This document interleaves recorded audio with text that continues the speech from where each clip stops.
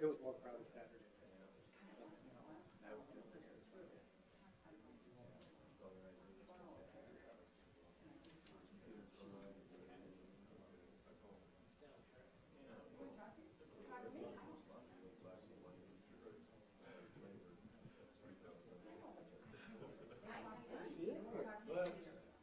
I am here. Did you have a baby? Yeah, and then good things. Well, yeah, he's Now a better. trooper. He's doing really well. They'll still have to do. But it hasn't happened. It didn't have to happen right away. It didn't have to happen. First they taught, Enjoy the glory.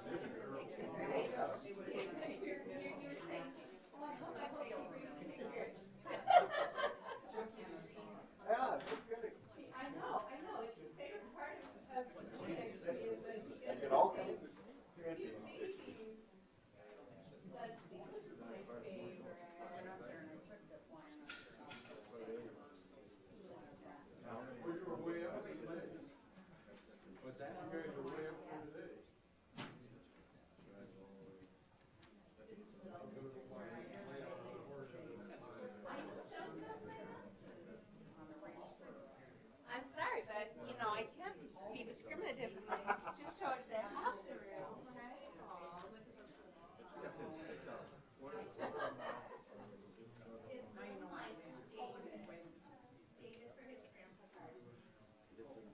So he was born on Thursday. He does have a little congenital heart defect, though it does look chips, but they could fix that stuff.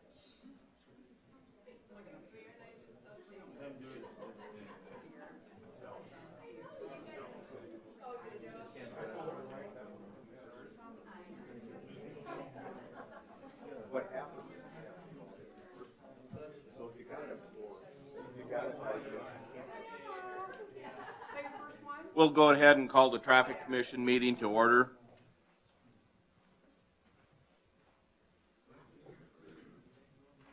Have a motion to approve the agenda. So moved. Second. Motion made and second. All in favor? Aye. We have 4 new items on the agenda of new business. First one is the CASA Walk and Run Committee would like to request that the City of Mitchell close 8th Street from Minnesota Street to Iowa Street and the Cadwell entrance to 8th Street on Sunday, June 7th from 8:30 to 11 a.m. Saturday or Sunday? Saturday, June 7th from 8:30 a.m. to 11 a.m. for the CASA Color Fun Walk and Run events. This is the same route that they use for the Cancer Walk. Right. Do we know if there's any softball tournaments or anything else happening that Saturday? Because that's really inconvenient if that's closed and we have an 8-plex of softball or baseball going on. Wait, was this last year at the same time? this No. is the first year, I believe, of the CASA Walk. No, not at that time. Not on a Saturday morning. Don't know the trustees. There typically is a Kiwanis baseball tournament going on. It's Yeah. not a huge tournament, but it's mainly on the it's on the comp for the baseball diamonds that are on the north side of Cadwell. Hey, John, that's the weekend before. Oh, it is. Oh, yeah, Terry would know. Okay.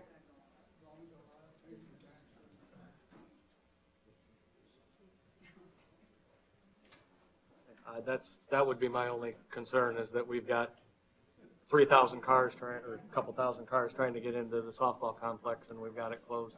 I'm not sure if Dusty has a schedule for what's at the Cadwell Field at this time. I think Dave Warmers is here on behalf of CASA. Or maybe some of the other representatives of CASA could answer Mr. Rice's question.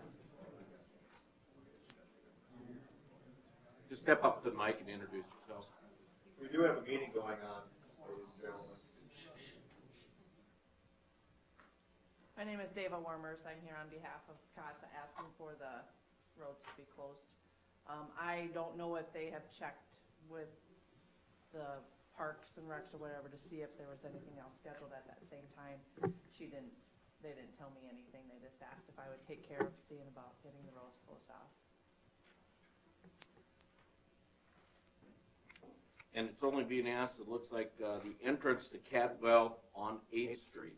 So Minnesota, the main entrance into Cadwell would still be open. I would assume so. We want to do the same route as what the Heart and Soul route is, and I've never walked that, so I don't know what that is. But it would be the same thing. We plan on starting at 9 a.m. We'd have the walkers start first, and then the runners will start after that. And so we anticipate having everybody completely done with the whole thing by 11 at the latest. So is it a 5K? Yes.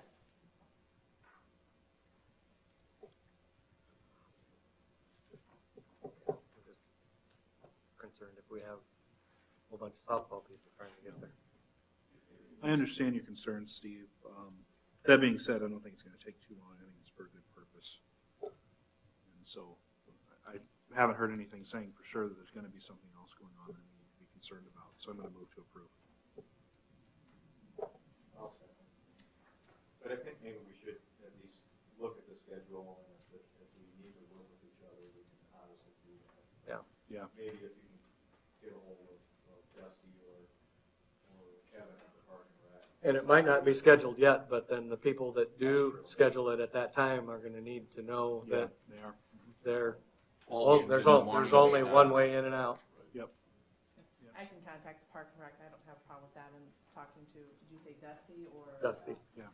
And Dusty's let here. them know that Or, that's, yeah. if they don't have anything scheduled, it may not be a good idea to start Mitchell one baseball that would be morning. the one to I have no idea what's, schedule's out. I'm not sure Yep. where they're at with their baseball and softball schedules yet.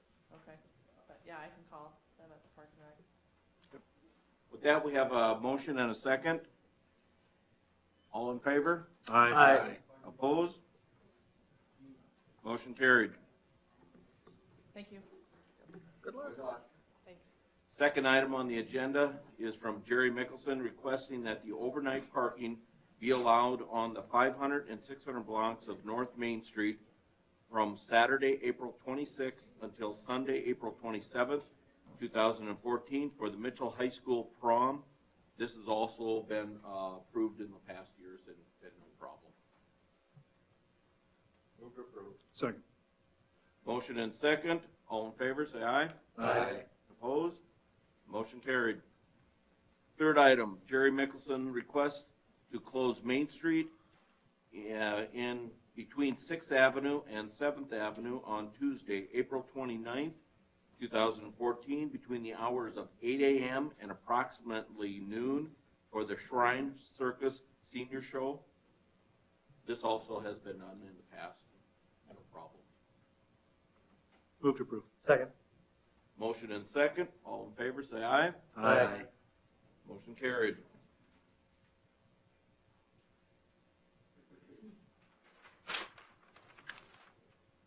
The fourth item is from Jerry Mickelson requesting the circus campers and trailers be allowed to park and stay overnight in the City Hall parking lot from Sunday, April 27th through Thursday, May 1st, 2014.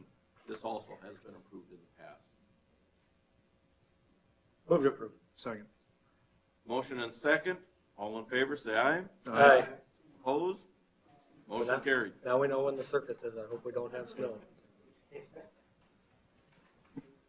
It always snows at Shrine Circus. It seems like it. Okay, no? That's all the items we have on the agenda. There were several items that did not make it in by the deadline. So there's been a request for some of the items. Next traffic commission will be April 7th. And time, we'll be posting the time to see what else is on the agenda. But some of the items that will be discussed is a request for golf carts, licensing golf carts, discussion, and see where the city ordinance is. For my understanding that the current form may not allow a certain type of golf cart, so an area for discussion. With that, to have a motion to adjourn. So moved. Second. One of us for one and the other for One the of other. us for one All for in the other. favor? Aye. Motion carried. Commission adjourned. There we go.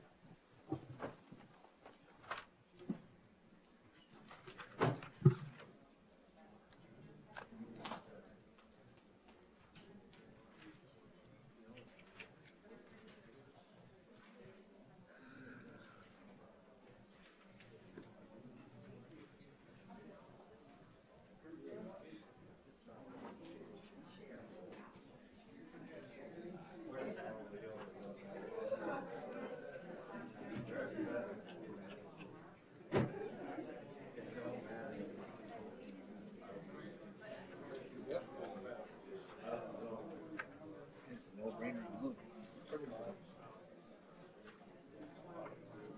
Other than one discussion.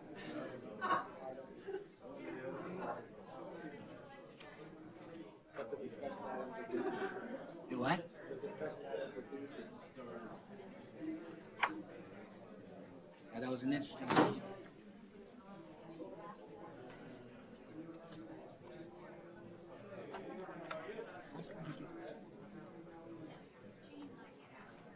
Then I started thinking about landfill,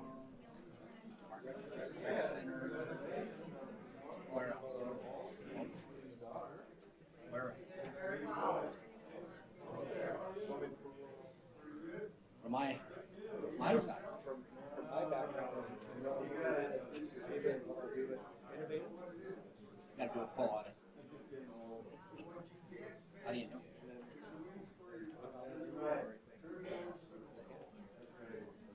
We got 500.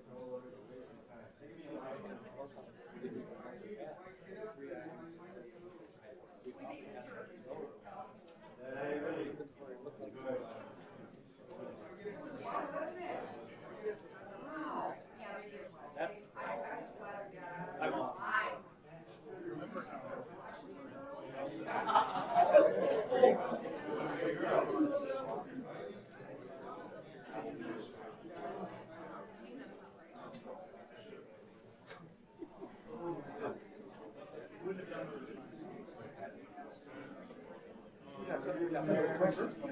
Good evening. Wouldn't be afraid to call another department head.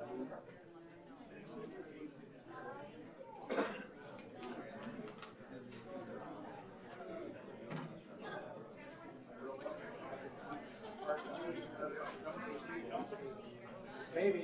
You were a little nervous. What is going Sorry, on? we're not that popular. What is going on? There's a show, what is it? Concert series. And it's St. Patrick's. Well, you called it Patrick instead of Patrick. You know, yesterday was St. Gertrude's Day.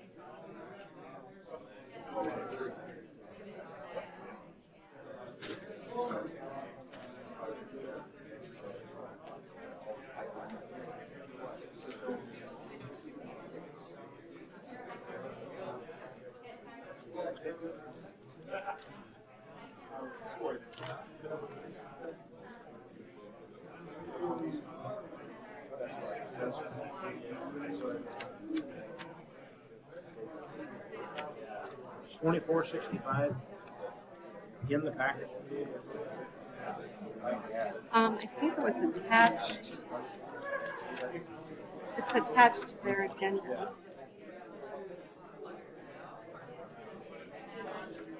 It's, yeah, that's it right there. Well, I'll do. That could go with the rest of the ordinances.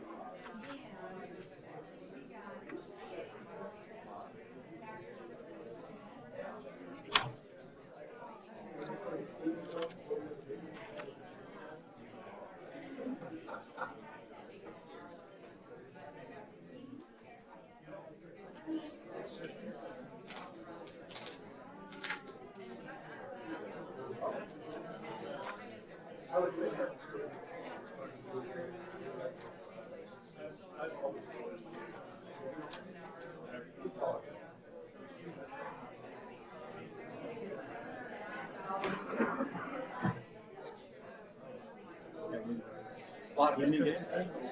Huh? A lot of interest today. Yeah, it looks like it. Did you get most or all of your questions answered? Very important. Lots of interest. I wouldn't be able to answer it. And that, I'm glad you asked. But like I said, I was on the convention committee, and I've been involved in it, so if you have any further questions, don't hesitate. Give me a call, stop in, whatever. Second one.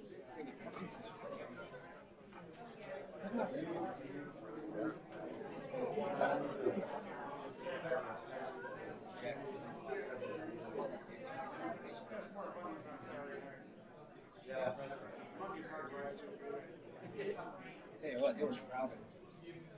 They were right. Trade, basketball, wrestling. Yep.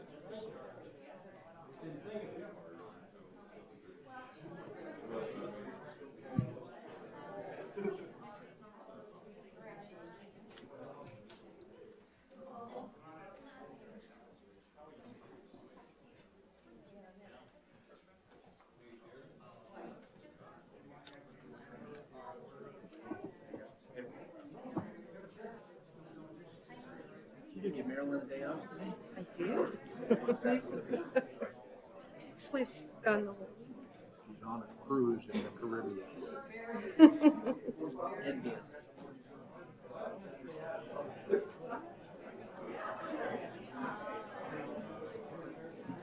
Linden's in Mexico.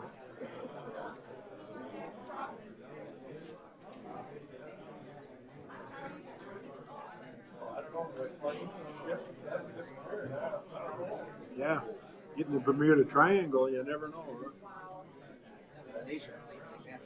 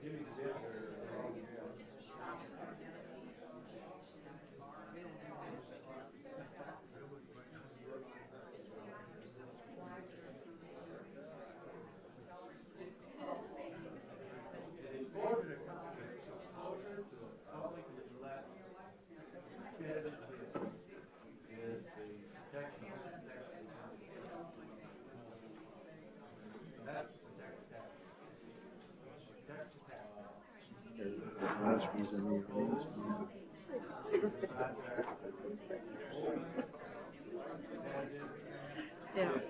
I don't know that you can go the whole meeting without serving.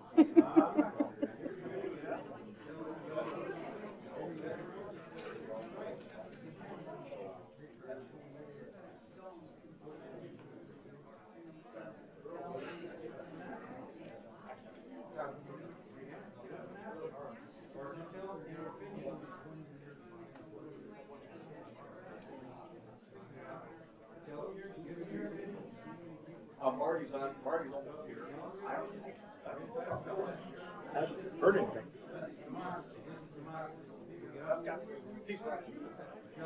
Yeah. really have like.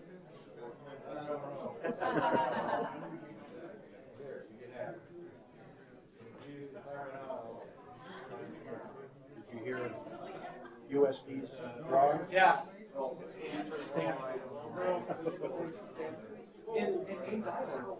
Hi.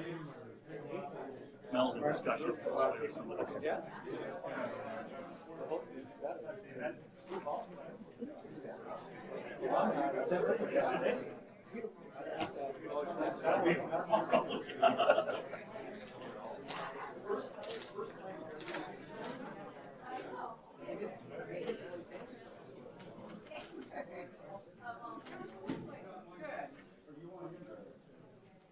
We'll just better turn hers back.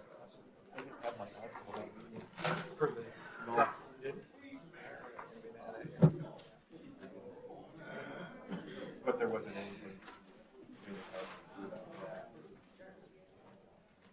Other than. Somebody that wasn't happy. That's kind of weird. I have signatures. I don't have it.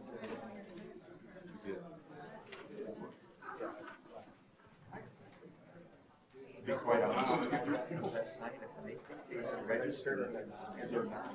Or they're registered, they move, they said they're in the wrong ward, yeah. How you doing with your names? Pretty good, your names? Are you done? Consent. Mine's Because you're having so much fun. You notice they put us on opposite sides. For the no side. Yeah, I got it.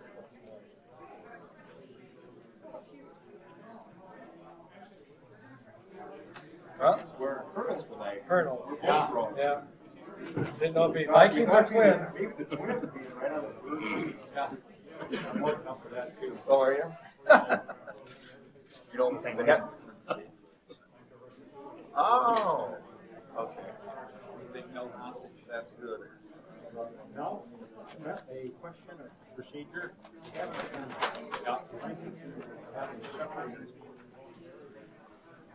Request to approve the agenda, just approve that with this consent agenda, or how do we do it? I would just have somebody make a motion to add the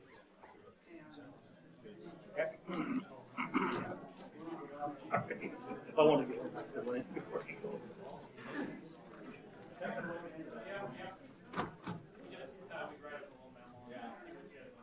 When I got the results, I realized, how would you say two is okay, but three isn't? It wasn't. I pledge allegiance to the flag of the United States of America and to the republic for which it stands, one nation, under God, indivisible, with liberty and justice for all. Do we have someone here from Wesleyan Church for invocation? Apparently not. Move on. Roll call, please. Olson, Here. Rice, Here. Tronis, here. Gosher, Here. Barrington, Here. Carlson, Here. Sharks, Here. Smith. Here. Having a quorum, we will convene the meeting. Approve the consent agenda items. Items appearing on the consent agenda may be removed by a city council member for discussion at the beginning of the formal agenda items.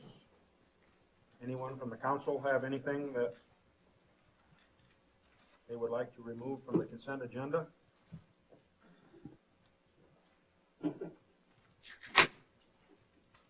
And for those information on the consent agenda, if you're in attendance tonight because of something on the consent agenda, once it is approved by the council, it will not be brought up further in the meeting. That will mean that the item on the consent agenda has been approved. I would entertain a motion to approve the consent agenda. So moved. With, excuse me, we have one addendum item that I would like to add to the agenda as well. I move that we add addendum, I guess, the addendum. Do we need to say the first reading supplemental appropriation ordinance 2465 to the agenda, to the consent agenda? Yes. Second. We have a motion second to add the addendum to the consent agenda, or no, it's to the agenda. To the consent agenda or to Well, To the agenda. don't we? Probably do the. I think we just need to to move it the to Just to the agenda. agenda. We will have maybe some discussion on that. Yep, I'm good with that. Okay, we have a motion and a second to add the addendum item to the agenda. All those in favor say aye. Aye. Opposed? Motion carried. Is there anyone from the audience that wishes to have any item on the consent agenda removed? If not, we will have a roll call vote. Olson. Aye. Rice. Aye. Tronis. Aye. Dosher. Aye. Barrington. Aye. Carlson. Aye. Charts. Aye. Smith. Aye. Motion approved. Citizens input, if you need to address the mayor and members of the city council on an item that was not on the agenda, please come forward to the podium and state your name and your concern. Presentations are limited to 3 minutes. Items will be considered, but no action will be taken at this time. Anyone from the audience have anything that they wish to bring before the council? Council, do you have anything? I'd just like to say thank you to Neil for looking into the issue about the concentration of bars on Main Street. And this was in response to some of the comments that Jim Johnston had made in his public testimony. And there were some comments in the paper that people may have read, but essentially it boils down to you have to have a good reason to limit establishments in a location, and you would have to have some sort of logical argument for, you know, why 3 is okay but 4 is not. And I don't think we really have any of those, but I appreciate Neil looking into that. And Mayor, I'd like to also thank Senator Valley for his efforts of the text messaging bill the Senate, that the legislature has passed, and hope that we can see that in action soon. Yes, and as has been brought up in the paper, and some of us have discussed this, it may require some action on the part of the council, depending on how this thing all plays out, in that the city ordinance being stronger than what the state ordinance is, that there may be an issue as far as whether the state ordinance or law will take precedence over the city, and that if the city were to be involved in an arrest, someone maybe could challenge that, and we could end up in. So it's something to think about. The law will not go into effect until July 1, so we have some time to deal with that, but something to think about. Anything else from the council? Mr. Mayor, I have something.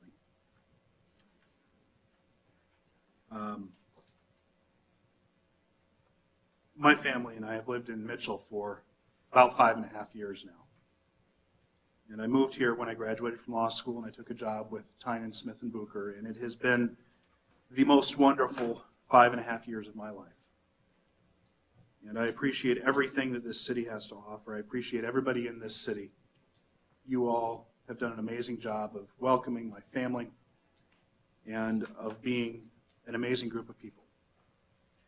However, I have been offered an opportunity to move on in my profession that I can't refuse. I have been offered a job with the Attorney General's office to be their attorney for consumer protection services. And I have accepted that offer. I start there on April 24th. And I don't believe that I can be both an Assistant Attorney General and a City Councilman. I think that'd be a conflict of interest, unfortunately. And so I'm going to have to resign my chair on the City Council effective after the second meeting in April on the 21st. This is a very bittersweet decision for myself and my family. It was a very hard decision for myself and my family. But we feel, you don't know me, we're a very spiritual family, and I feel that God is moving me in this direction and has indeed called me to a different area of the law, to a different area of practice. And so it's the right decision, I think. We'll probably still maintain our residence here in Mitchell until sometime this summer. We have a house to sell. We have a store to sell. So if anybody's looking for a house or a store, come and see me. But we are going to have to move to Pierre. When I was in high school in Midland, if you had told me that I would live in Mitchell, that I would be a lawyer here, and more than that, that I would be on city council, I probably would have punched you. Would have said, there's no way. But as I said before, it has been the best 5.5 years of my life. I only regret that it can't be more. The citizens of Ward 3 and the citizens of Mitchell, thank you very much for the opportunity you've given me. I look forward to cherishing the last period of time that I'll be here with you, the last 3 city council meetings. I've enjoyed every minute of every one of them. Yes, Tara, even the times when you think you're going too long or whatever, I have enjoyed every bit of it. Thank you so much. Thank you.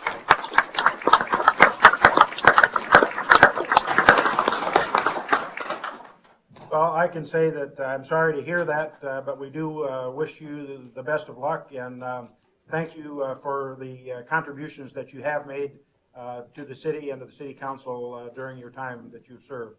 We certainly appreciate it. Anyone else have anything for public input? Not, we shall move on. There is a change on the committee reports. There was a Public Health and Safety Committee meeting scheduled, but was removed from the agenda, and so the only report that we have this evening will be the traffic report.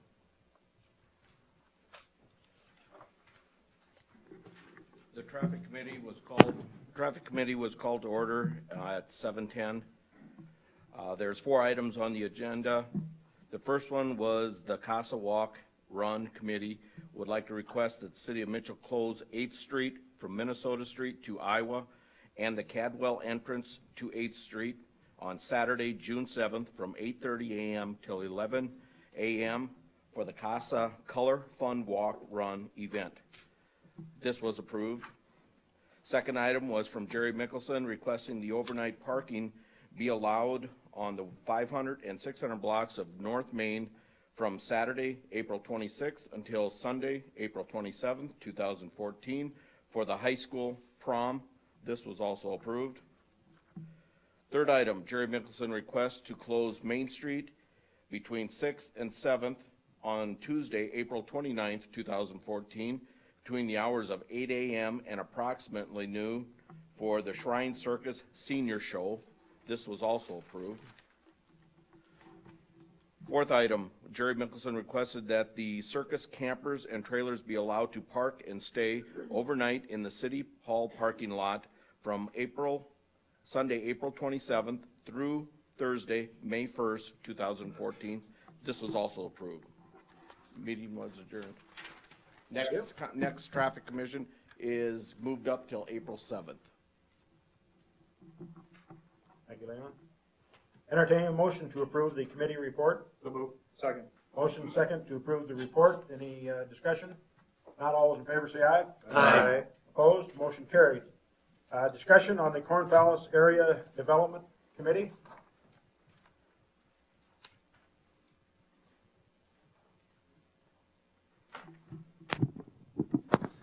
Good evening, Mayor, council members.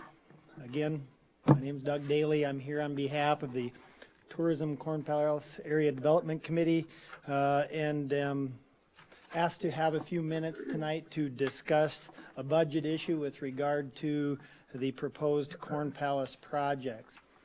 Jackie just passed out to you kind of a comparison, I guess you could say, of the various budgets that we have in regard to this particular project. Overall, the original project that was proposed for a total budget of approximately $7.1 million. While we are right at or within that budget amount as of today, we have some reallocation issues where we are recommending that we move some of the portions of the Phase 2 project into Phase 1. And so I wanted to address both of those, or those issues with you here tonight. And so the handout that we gave you today is actually, the first page is a comparison of the way the budget for Phase 1 has developed over time. Page 2 has the budget for Phase 2, the same, where it's developed over time, and then comes out with a total project cost.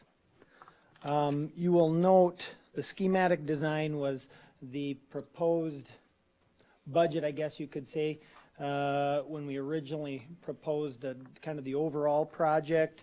The design development was after we got some refined numbers, and when we came back in and actually asked for approval of the entire project, and those are the numbers that were actually basically, I don't want to say authorized, but those are the numbers that came with the proposal that came before the council, in which the money was allocated and the overall plans were approved.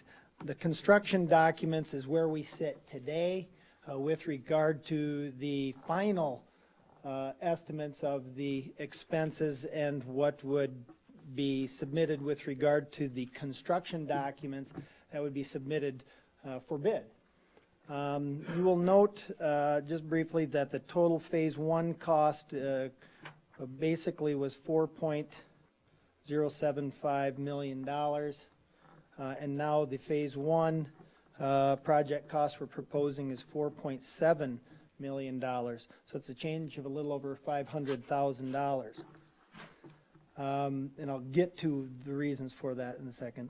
But then if you look at the second page, total Phase 2 costs have actually gone down.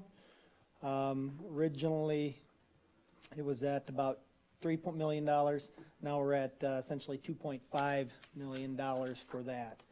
And so we're still within the close budget. We're about $90,000 over the original budget of $7.1 million. Essentially, the original project was proposed where the Corn Palace would have its improvements done first, and all of the improvements to the City Hall would be done secondly. There were two issues that have been, I guess, moved over from Phase 2 to Phase 1. I guess the largest portion of it was the elevator. Originally, there was an elevator that is proposed to be built in Phase 2 within the City Hall building. Currently, we're proposing building the elevator in the same location, but to do that at the same time as Phase 1, which makes sense. It actually services the second floor of the Corn Palace and also services the second floor of this particular City Hall building with the auxiliary space. And part of the improvements were to include handicap seating that would be on the, I'm going to call it the second level, so that we can give more options to people who are in wheelchairs. Essentially, because right now they can only have access on the main floor, and even though we're putting in handicap seating on the second floor, if we don't have an elevator to get them there, we'd have to run them up through the service elevator. And so we're proposing to build that in phase one. Also with regard to phase one, by putting in the elevator, it goes right in this corner over here of the City Hall building up through to the second floor. It actually takes out the bathrooms that service the auxiliary space. Not real fancy bathrooms up there, but it eliminates the bathrooms up there.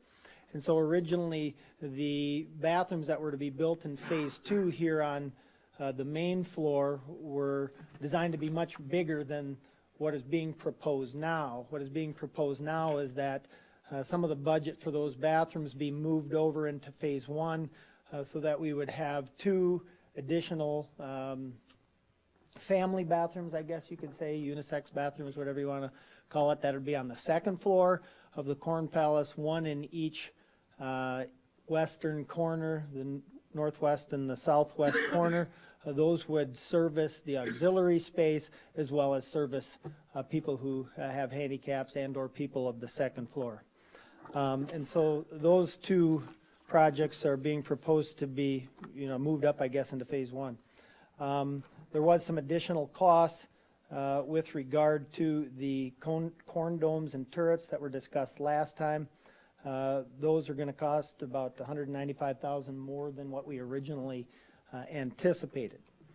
However, there were some budget savings with regard to phase two that have come in under budget, some of those issues. And so at this particular point, we are proposing reallocating those costs and I guess allocating the budget of the total project costs so that the budget for phase one would be the $4.7 million. The one thing that I do want to point out to all of you, in addition to that, because these numbers are complicated and there's a lot more numbers that will be provided on here if you get into the weeds, so to speak, with regard to all of the specific line items. But I wanted to point out the fact that you'll note that we have $411,000 factored into the proposed budget for phase one. Those are for construction contingencies. So that just means that according to the proposed budget, we can cover an additional $411,000 of unforeseen expenses without having to allocate any more money or asking for any more money from the council. In addition to that, you'll note that there's $205,000 in construction contingency that's on phase two. Basically, they put a 10% on each one. Hopefully, we won't have those contingencies and that money will be left over, but we all know that that's probably unlikely. But the fact of the matter is we have that built in there, so we hopefully do not have to come back and ask for any additional monies for any unforeseen issues. You'll also note that there is money calculated in to escalate the project based upon the actual expenses coming in this summer as opposed to right now. And so basically I wanted to bring that to the council's attention and open it up for questions and comments. Why 10% contingency? That's what was proposed or suggested by the architects. There generally are always contingencies, as we know, and they felt that that would be a customary amount that would hopefully cover most unforeseen issues. I think 10% is probably a lot. Well, we're hoping that it's more than we need. We use about 5%. It seems to work. And so, and of course, if we don't run into those, then we won't spend that amount. Not trying to interrupt with you, Doug, but to let you know that, and typically it is about 5%, some are up to 8%. One of the concerns that MS&R had on this, the type of project that we're getting into, they wanted to budget a higher contingency on it based off of other commercial type atmospheres that it would do.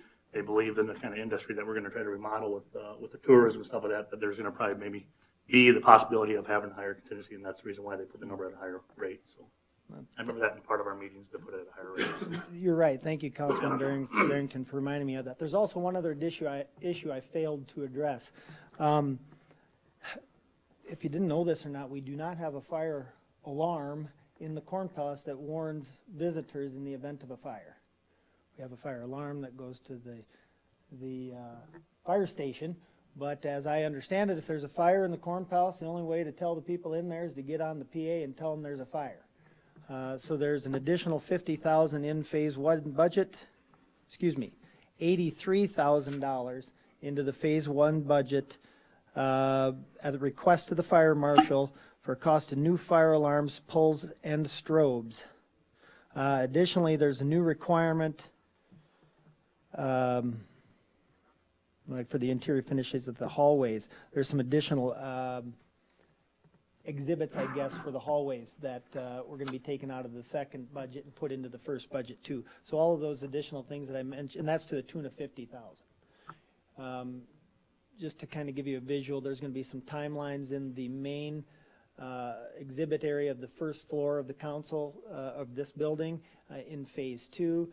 And the idea was to replace the exhibits along the hallways of just the pictures of the corn palaces that have the year timeline, to add in fun facts, people who played that kind of thing, to give the look of what it's going to look like in the exhibit hall. And so there was $50,000 in that proposed to be reallocated from the exhibit cost of phase two.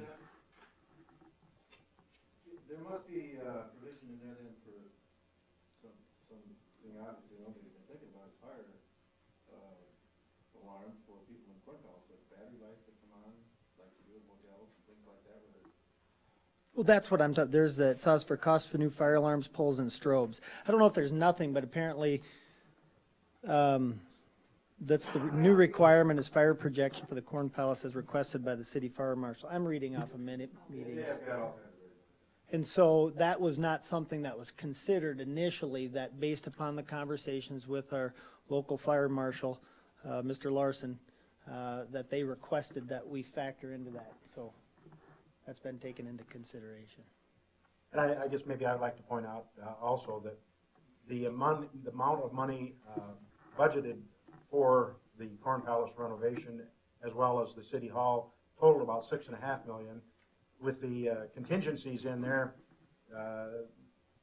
depending on whether we are fortuitous or not, of not using that contingency money possibly, if unused, could be used to defray the additional amount of the cost of the total project, which is about 7.2 now, versus the 6.5 that's budgeted. So it, I think, will be utilized, Dave, one way or the other. So the point is, Mayor, is the fact that we do have total of 6.5.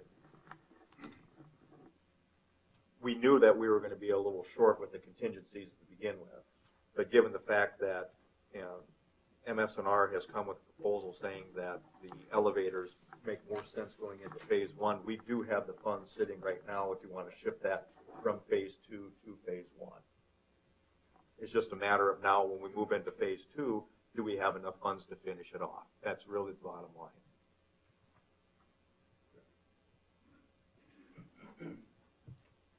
Do you know what the breakdown is for the elevator and the bathrooms? Yeah. Can one be done and not the other? I understand that no, because of the fact that we need to have bathrooms that service the second floor of the auxiliary space. You know, we could go with less bathrooms in the Corn Palace. And I guess my other observation, and I don't like this, I don't like it at all. We haven't even gone to bid yet, and now we're increasing the cost.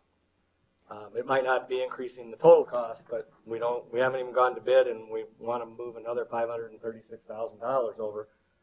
And you say it wasn't caught at first, and my question is, we're paying MS&R $750,000 to do this. Why wasn't it caught?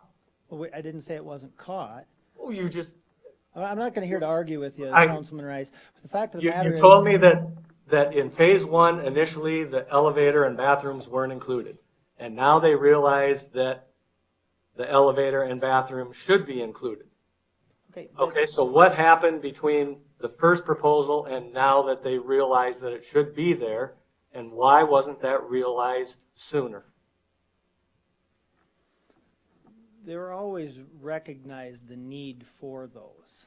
However, it made sense upon further review of the proposals to put them into phase one as opposed to phase two. Why they were not originally proposed that way is probably oversight on all of our parts. But the fact of the matter is, those particular issues that were initially proposed. So I guess, I hope that answers your question. No, it doesn't, Well, but that's I fine, may that's be fine. speaking out of turn, but because I wasn't on the committee, but it seems to me like probably the reason that the elevator was not originally put in phase one is because it's on this side of the building, and you thought that when you did the city hall renovations, I'm assuming, Well, that's what I said earlier, I believe, Yeah, tonight. I mean, I'm assuming that that's why it was originally not put there, but, I mean, I understand what you're saying. I think the extent of the handicap seating wasn't fully developed at that particular point too, other than we wanted to do something in additional with that. We did have an allocation for handicap seating, which has gone up a little bit, but it's still within the number. I think we originally allocated about 25,000 for that. I think there's about 35,000 for that now.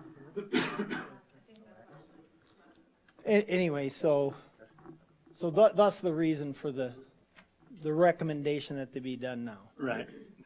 And I guess that's fine, but there's no action that we can take on anything, and we can't tell you that this is okay, because this is just a discussion item. We can't vote, and the result of this meeting can't be that this is approved. This is just a discussion item, there can't be a vote, there's no proposal to move any money, nothing else, so it's just discussion. I guess that I was bringing it up for discussion, Councilman.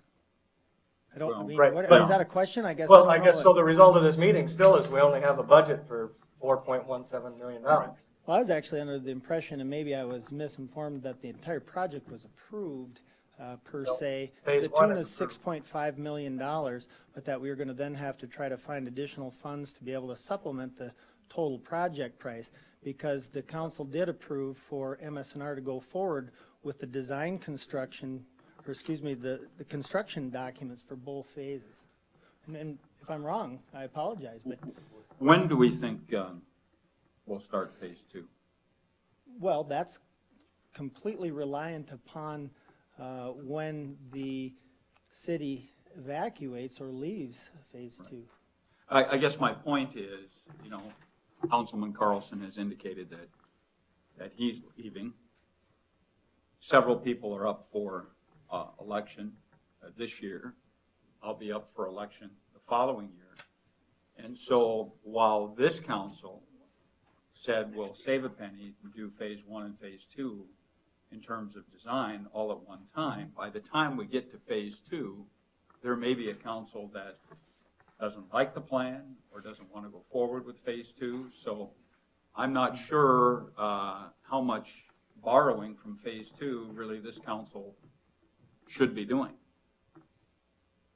And again, like Steve says, I mean, we can't decide one way or the other tonight, but I think it's something that we need to think about.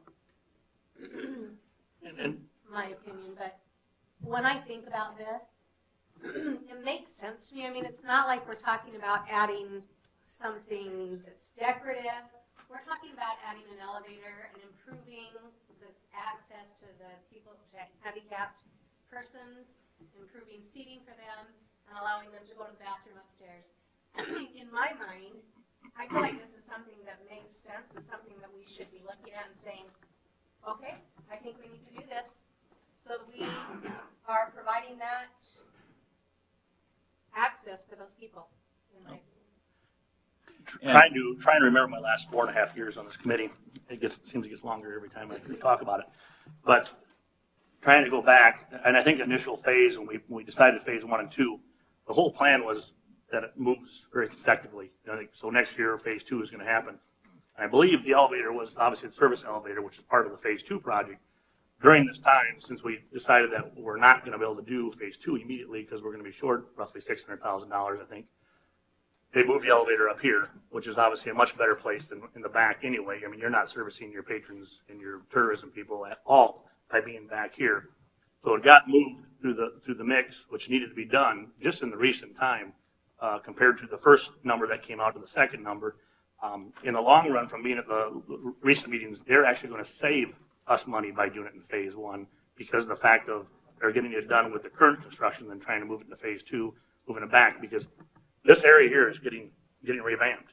If you're going to put an elevator right up here, It only makes sense to do it all in one shot, instead of trying to block off that little wall, that little corner over there, which is very crucial, but it's whole part of this elevator phase. If anybody knows construction, the more you can do in one shot, the better off your numbers are gonna be, and that's the whole point of why it got moved up here, and why they believe it's gonna save us numbers on the front side than on the back side. Obviously, Steve, you gotta decide if it's right or wrong or not, no doubt about it. Moving the money, we all know from one year to the next, you can't speak and tie hands of future councils. They can decide to say, you know what, the city hall isn't gonna get moved, we're gonna move city hall, maybe be done, but this place is gonna stay dormant, it's gonna be a big storage facility for Jerry Mickelson. The whole point is what I'm getting at, you know what, we can't worry about what future council is gonna be. Bill's leaving, we got next year, we could have 6 new people sitting up here in 1 year. We gotta do what we believe is right now. And the whole point for the dollar that's on a piece of paper, MSNR, which are paying a lot of money too, they're bringing a recommendation to us, this is the right thing to do. And it ain't getting any more money in their back pocket because they've already allocated a certain dollar amount. And I agree, it's the right thing to do, but it's not what was presented to this council and what this council voted on. Correct, so we need to vote again. But we can't You know, today. I agree with that. So whatever we need to do to get that process moving, if we have to have another meeting to get it moving, then let's do it next week. Well, Let's that's do it what- Wednesday night, whatever we have to do. I didn't bring the timeline with me, but as far as bidding is concerned, when was that supposedly going to take place again? Terry, you remember? Bracket's coming up. I know that the bid document. After the next council. Okay, the point is, I believe is, and I totally agree, this is discussion. But if we wanted to put it on the agenda for next time, I believe we have 3 weeks between now and our next meeting, because we have a 5th Monday. And I don't know if we're in favor of, I don't know what the timeline is, if that's soon enough to make a decision. Well, I know that the bid document that's going out for bid in April is what's been approved, not, and so my understanding is the bid docs are out, meaning that they've been. Could we maybe get a hold of MSNR and find out tomorrow what they need to be on their schedule and getting back to Marilyn or Cindy and saying, hey, we need to have this done by a certain date and see if we can get enough members around present to. We need to know what's going to bid. Right, exactly, but I don't know if Terry knows the answer or if we need to get a hold of MSR tomorrow morning. This plan with going with the elevator, everything that Doug's been saying, that is all part of the construction bid. Excuse me, turn your mic on, please. How's that? Okay, so with the elevator, everything Doug's been talking about, that is all part of the construction plans that are going to bid right now. We are having a pre-bid conference with the architect and with the contractors that are looking at the project on Thursday here in City Hall to go over that bid document, make sure all the contractors have any questions. Now, what we can do is proceed with the bid and discuss, and we could also have when we award that bid that night for council, we'll know what our numbers come in at. So we could say, okay, should we allocate another $500,000 or whatever we need in order to do what you guys were told originally and what we come in with our bid prices. So I think that's probably the best way to proceed with it. Just proceed as planned, and then once we get our bid numbers, we'll know what our prices are at, and then we'll be able to move further along that way. Would it make any sense to have an alternate, or is it too late for that? We could put an alternate together and do an addendum. Because then, once we know what the first one is, and if we come in with an alternate, we know what the bidding or the pricing is of the second one also. To Marty's point, that it's probably more economical to do it all at once, but without any numbers, how do you know? Is it too late for that, Terry? Probably not, because we're going to have a pre-bid conference on Thursday. So. And if the council decides not to, then I'll alternate bids. We could talk, the one concern I got is if we do an alternate, how much is it going to change the original phase 1 of doing the alternate instead of just leaving it as part of the base bid? That is the one concern that I would have, because it might change the whole base bid a huge amount. Yeah. Point. And it will. As the previous bids that we've done, when we do an alternate, they always actually be a higher number. But what we could do is contact the architect tomorrow and ask the question, and then I could talk to the mayor about what his thoughts are after that, and then we could go from there, if that sounds all right with you guys. Yeah, sounds like a good plan. Do that. Thanks, Terry. Doug, can you clarify one thing? You said 90,000 over budget is what you're estimating now? Well, okay. Well, the original proposal actually back was 100, so I'm off a little bit. The original proposal that was generally approved was the $7.175 million, as I recall. Then when design development came in, the total proposal went down to the $7,059,962, which is at the bottom of design development. And now that the construction documents are back in, we're at $7,190,170. So we're up about 15,000 from where we originally started, and up about, well, I guess it'd be 130,000 from where the design development came in. So we're right at about where we originally were, if that answers the question. And 83 of it is fire alarm. 83 of it, I guess, would, yeah, I mean, that was not in the original proposal, was the fire alarm stuff. So between the escalation figures and the contingency, all of these should be covered and probably still be within budget? Well, with the contingency, I mean, according to that number, 15,000, if we come in 15,000 under, we'd have 400,000 in contingencies, which would cover it, if that's what you're asking. I guess I don't, if the contingency goes up, the more they recommend, the more the contingency is, because they just do a flat 10%. So if you notice, our construction contingencies have gone up with the total project too. And went down in phase 2. Went down in phase 2, right. And maybe I'm mistaken, but I'm laboring under the assumption that we approved $6.5 million. So, I mean, this talk about being 90,000 over, the way I look at it, it's $700,000 over from where we're at. So, and that's assuming a future council, and I hate to harp on this, but I was in the legislature for 12 years, and I know a promise is good for only 2 years. And in terms of a city council, a promise is only good for 3 years. I mean, I've been here 5 years, and there's only 3 of us that were here 5 years ago. So, we hear it with sidewalks. We were promised this in the 90s, and we were promised that. So I don't think anybody should hang their hats on phase 2.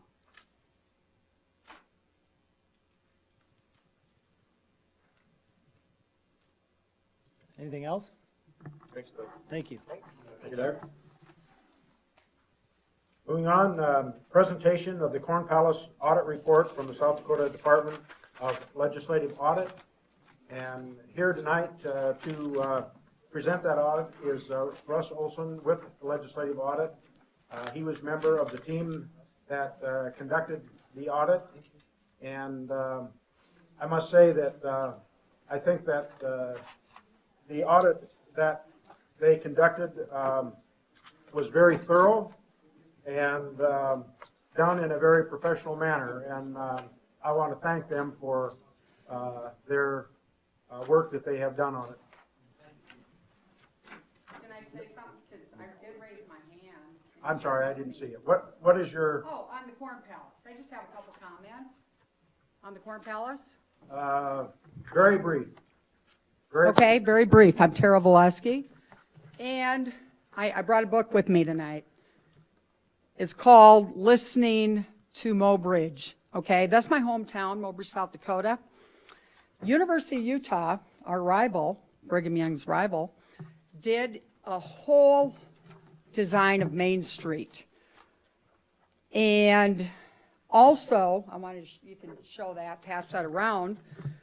Also, the South Dakota State University, South Dakota State University Department of Architecture did a whole design of Main Street, okay?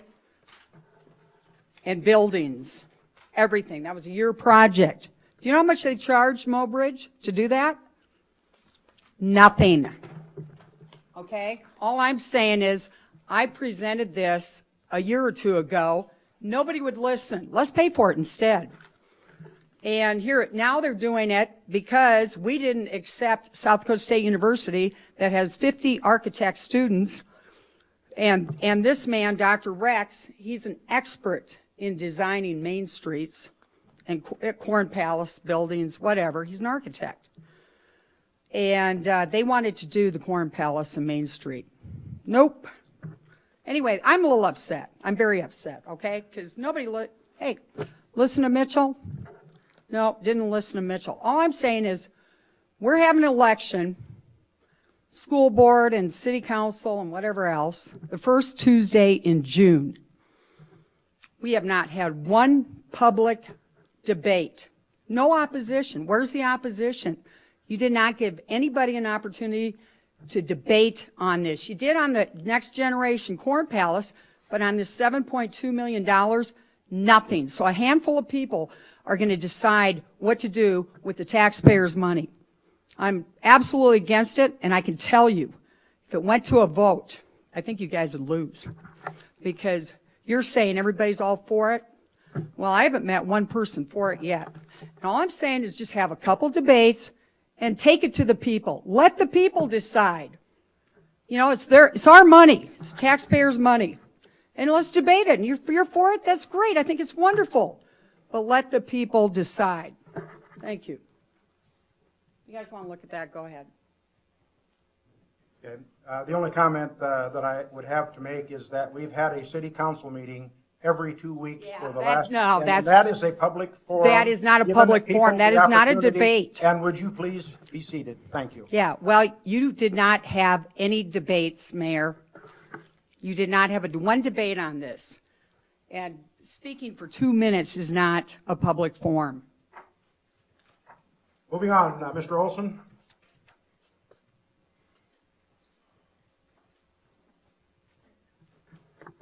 Good evening, everyone. Thank you very much. My name is Russ Olson. I am the local government audit manager with the Department of Legislative Audit.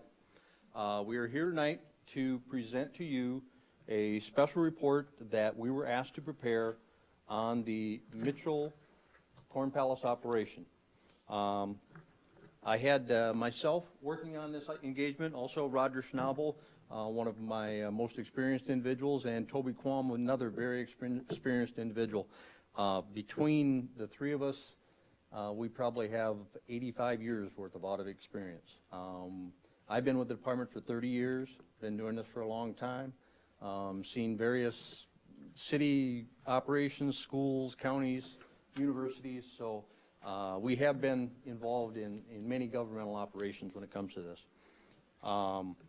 As we go through the report, I'm not going to read the document that's in front of you. You guys can read yourself. I'm going to summarize and go through the main points that we have, our recommendations. If at any point in time you have questions, feel free. We can discuss them, you know, as open as we can as far as what we found. One of the first things I want to do a little bit is explain the difference between your normal annual financial audit and what we did, because there is a difference. A financial statement audit, the city hires an audit firm, you give them your financial statements, and you say, we want your opinion on whether this is financially accurate. You're making the assumption to the auditor that this is accurate financial statements. So the auditor takes your financial statements, he looks at prior audit reports, has discussions with individuals, reviews your accounting records, and gives you an opinion based on your assertion that your financial statements are accurate. If they are, he gives you an unmodified opinion. It's an overall opinion of the accuracy of your financial statements. The difference is with what we do, or what we did in this instance, is this is an extremely focused look at an individual operation of a piece of the city. We're not giving an opinion on financial statements.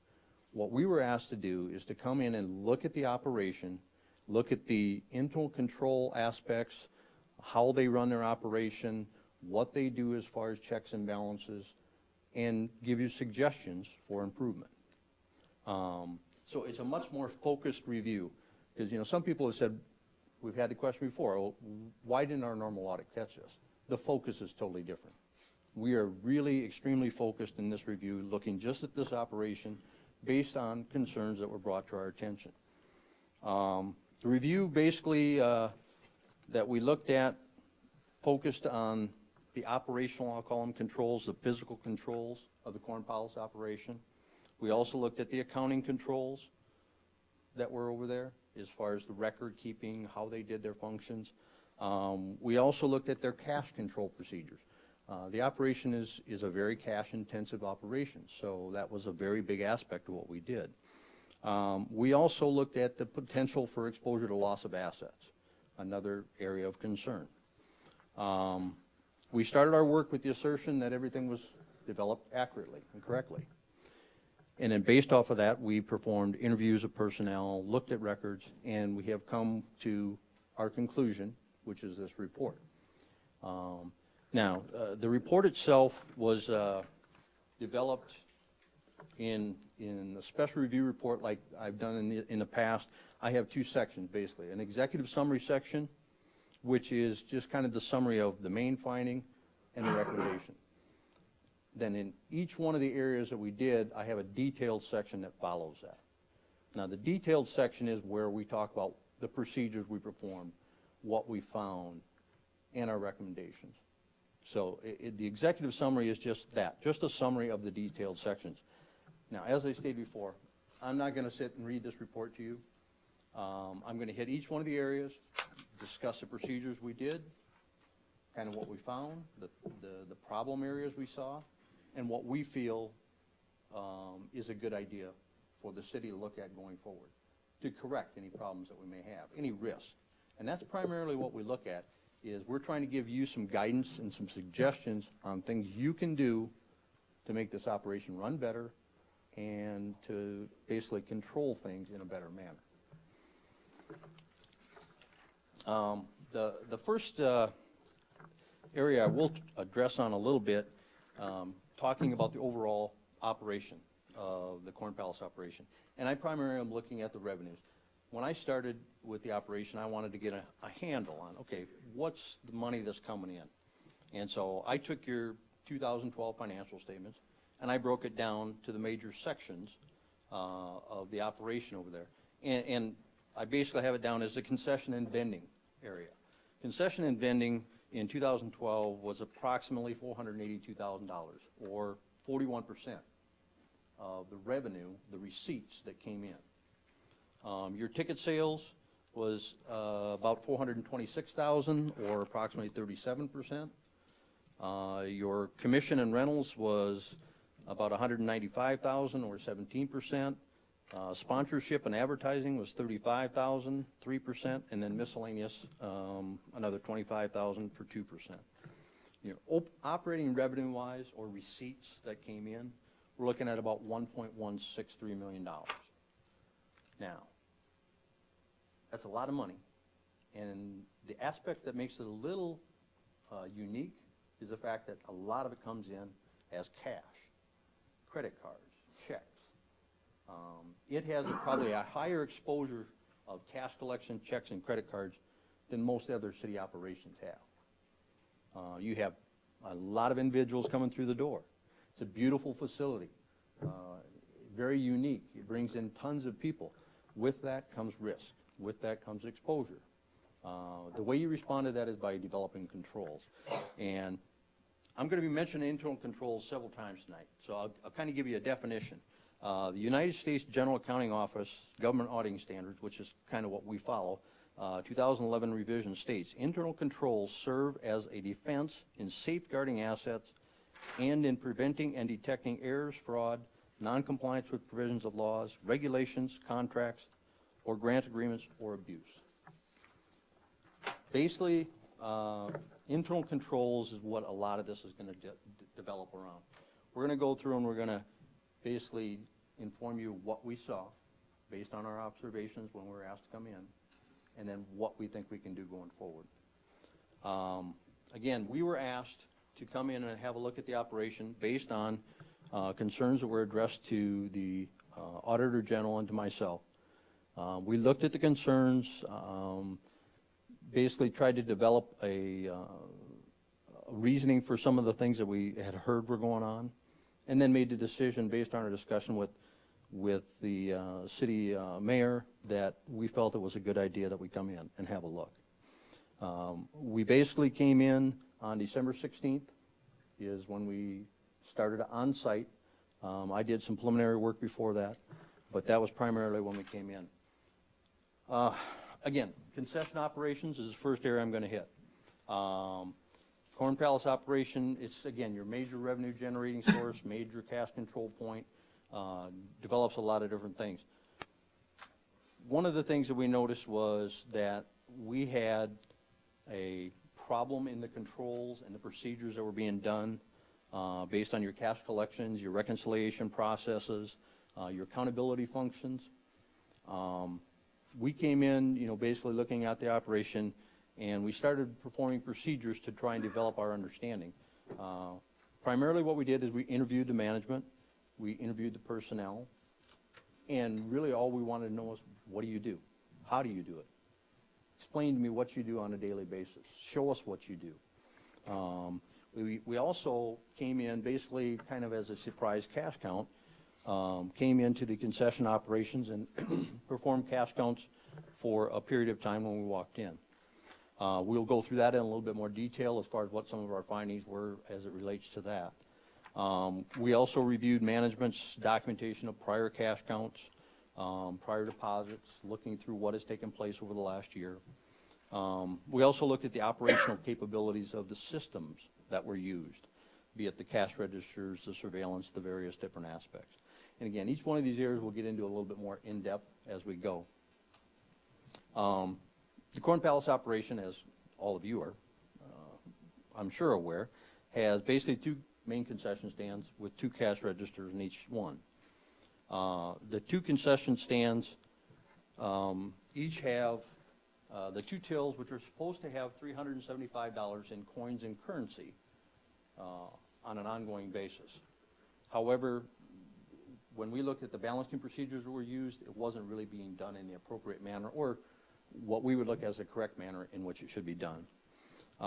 When deposits are made, the cash is counted either at the end of the event or at the end of a period of time. The Corn Palace director stated he would print out the summary balance tapes, which is what we call a Z tape. It's the summary tape that comes out of your cash register. He removed the detailed journal tapes from each one of the cash registers, and then he also performed the counting of the cash in each register, prepared a deposit, and in some instances made the deposit. Most times not, as far as the deposit. He stated most of the time he did not do the actual deposit. No other personnel was usually involved in the process. The detailed journal tapes, which is a critical part of the system that you guys currently have, and in supporting the reconciliation process, were not being retained. This, you will see as we discuss this later, comes to be a very critical point from our standpoint when it comes down to it. We came in, as I stated, on the 16th of December.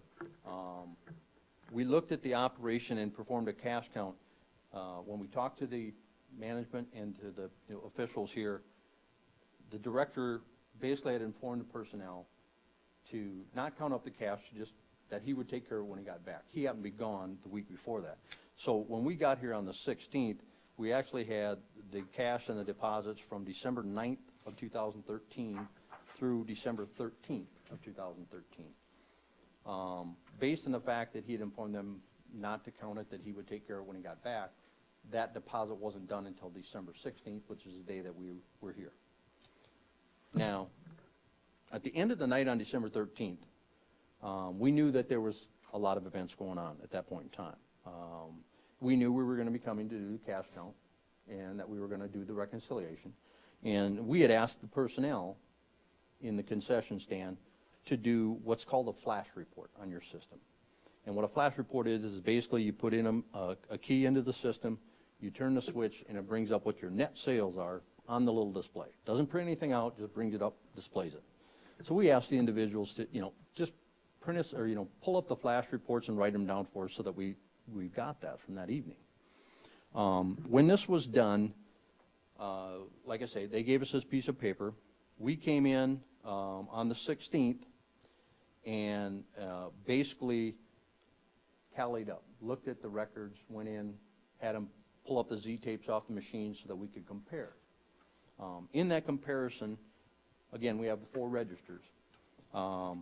We call them the North Cash Registers 1 and 2, and the South Cash Registers 3 and 4. In the case of the Register 2, the flash report that they did the night of the 13th and what was deposited on the 16th, we had no variance. The same thing is true with Register 3. There was no variance. Everything agreed. Register 4, we did have a variance between the flash report and what was on the Z-tapes of $4. Again, that was basically because there was a couple of sales that took place after they turned the key, and so it was accounted for. We weren't too concerned about it. Register 1 we did have a concern with. In the flash report showed basically, $4,320.26.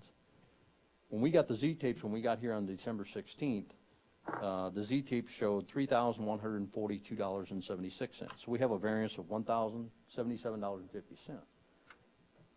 Now, that's not necessarily a problem. Normally you can go back and you can support that and figure out what caused it, what happened, what was done. Again, as I mentioned, that's where the source tape comes about. We didn't have the source tape in this instance, so we could not adequately document what took place to cause that variance. If we would have had the detailed journal tapes, we could have went back transaction by transaction for the entire term, and we could have found what took place. We didn't have that capability because we didn't have that source. So it's just basically, at this time, just an unresolved variance that we have between that report that was done that night and what was deposited. That's as far as we can take it without that source. So just out of curiosity, Diana, Nope. so would you imply that that was human error? That, I mean, was this like someone potentially putting a bit in wrong, or? It could be. I mean, what are? Yeah, it certainly could be. And one of the things we're going to get into here shortly is going to discuss some of the possibilities that could cause that, and how it would work, and what again we could have done if we had that source tape. If we had the source tape, we could have went back and looked at this. We didn't have it in this case, which was made it a difficult process. So everything that I do in a report like this is based on what I find. It's the facts. I don't suppose.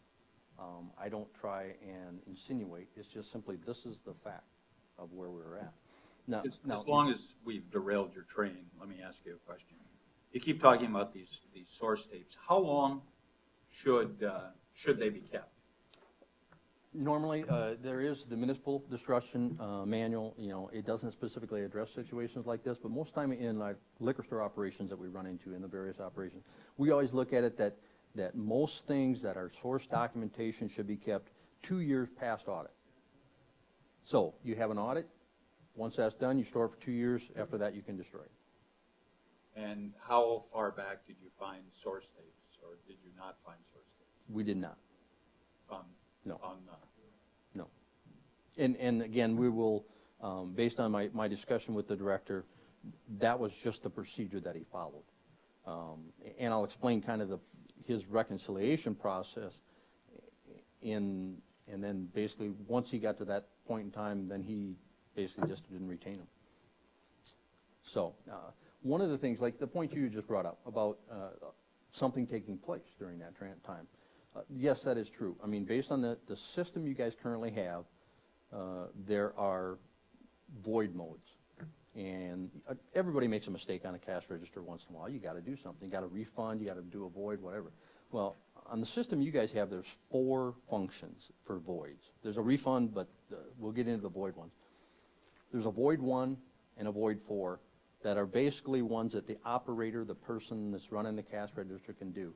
And those are normally ones that you found out you did something wrong before you hit the enter key, you can wipe it back out and start again. It doesn't affect anything, it doesn't affect your sales total, it doesn't do anything. Now, there's 2 functions. It's a void 2 and a void 3 mode. Those are controlled by a key, which is a manager key. And those are the reason you have that manager function is that somebody else has to turn the key to the function with the manager key and then void out the transaction. So that key becomes a critical aspect. One of the things we asked was, okay, where are the keys? We asked the deputy director, and she stated, well, that she has 2 of the manager keys on a ring in the ticket office, and we verified, yes, they were there. We asked where the other 2 were at. We asked the deputy director, and she basically had us ask the director, which we asked him, and he stated there was 1 in the south concession stand and 1 in the north, which we did verify they were hanging in there. Now, there was a dispute as far as how long they'd been there, when they were put there. That was never resolved as far as how long they'd physically been in it. That's not what you want to do, not with the system you have. You don't want to have the manager keys sitting right by the people running the cash register. It's just not a good thing to do. Now, when we reviewed the tapes, the Z tape, and again, it's kind of an older system, so it's a little difficult, but basically what it comes down to is if you put it in a void 2 or void 3 mode, it rings up on the Z tape, and we can find that somebody did a void using a manager key on a void 2 or void 3. And we look at the Z tape, and in this case, we saw, yep, somebody had done a void. What you normally do then is you go to the source tape, and you find out when did it occur. You can go down the tape, you can find it. We don't have the source tape. So we can't find out what the void actually voided or when it actually took place because we don't have that source. That is one of the struggles with the system that you guys currently have. It has its limitations. It really does. We'll discuss a couple other limitations of the current system you have also here shortly, but yes, certainly from the standpoint there's always aspects that can come into it. And again, if we had the source, we probably could have gotten back to this. We did ask the question of the director, and he pointed out that it was a standard void. Somebody hit 250, 250, and it was only supposed to be $2.50. So that's just a standard void. They say it happened a lot. We didn't see it that often. We looked through a year's worth of Z-tape, or year's worth of transactions, I guess. Certainly there's other voids that happen, but without the source, you can't really get back to when did it take place early on, and they detected it later. Was it caught in the process? You really can't tell by the documentation, by the manner in which things were being done. You can't get back to that without that source. That's why that source becomes a very critical part in the system that you currently have. Very, very important. That kind of rolls into the next part, which is the cash collection and depositing. We asked the director, okay, explain to us, how you do this. And he basically said, normally he would perform the concession operation, cash count, and reconciliation. He would take the cash drawers, he would Z out the tills, he would take the source tapes, he would take it all back to his office, count it all up, and basically put it on what is called a Corn Palace Concession Gift Shop deposit form. And he said, once that balanced out, then he basically disposed of the source tapes because he felt it was no longer necessary at that point in time. The problem with the form that he was using is it is not what we look at, and it isn't what we would recommend you use, in the fact that it was not actually a cash count. What it was a reconciliation. The total cash was basically put on the form as one lump sum total. So it wasn't like you physically sat down and counted, okay, I got this many 50s, I got this many 20s, I got this. It wasn't that type of a form. And there was no backup in the cash count in this case when we looked at this one. And so then basically he would go through that process. Once he finished the deposit form, he basically said that he would dispose of the detailed journal tapes from the cash registers. The director then basically said he would take the deposit form, give it to the deputy director or one of the other personnel, who would then verify the deposit and make the deposit.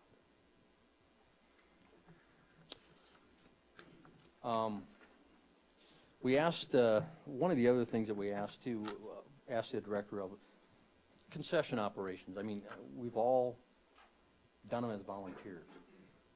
We've, you know, stood behind a counter and had them done. You know, mistakes happen.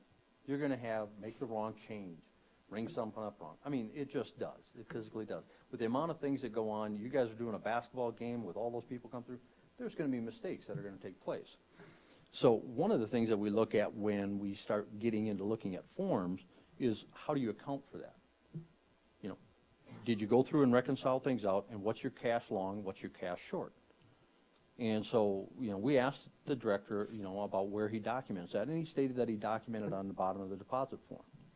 And so we went through a year's worth of deposit forms and basically dealing with the entire concession operation for a year period.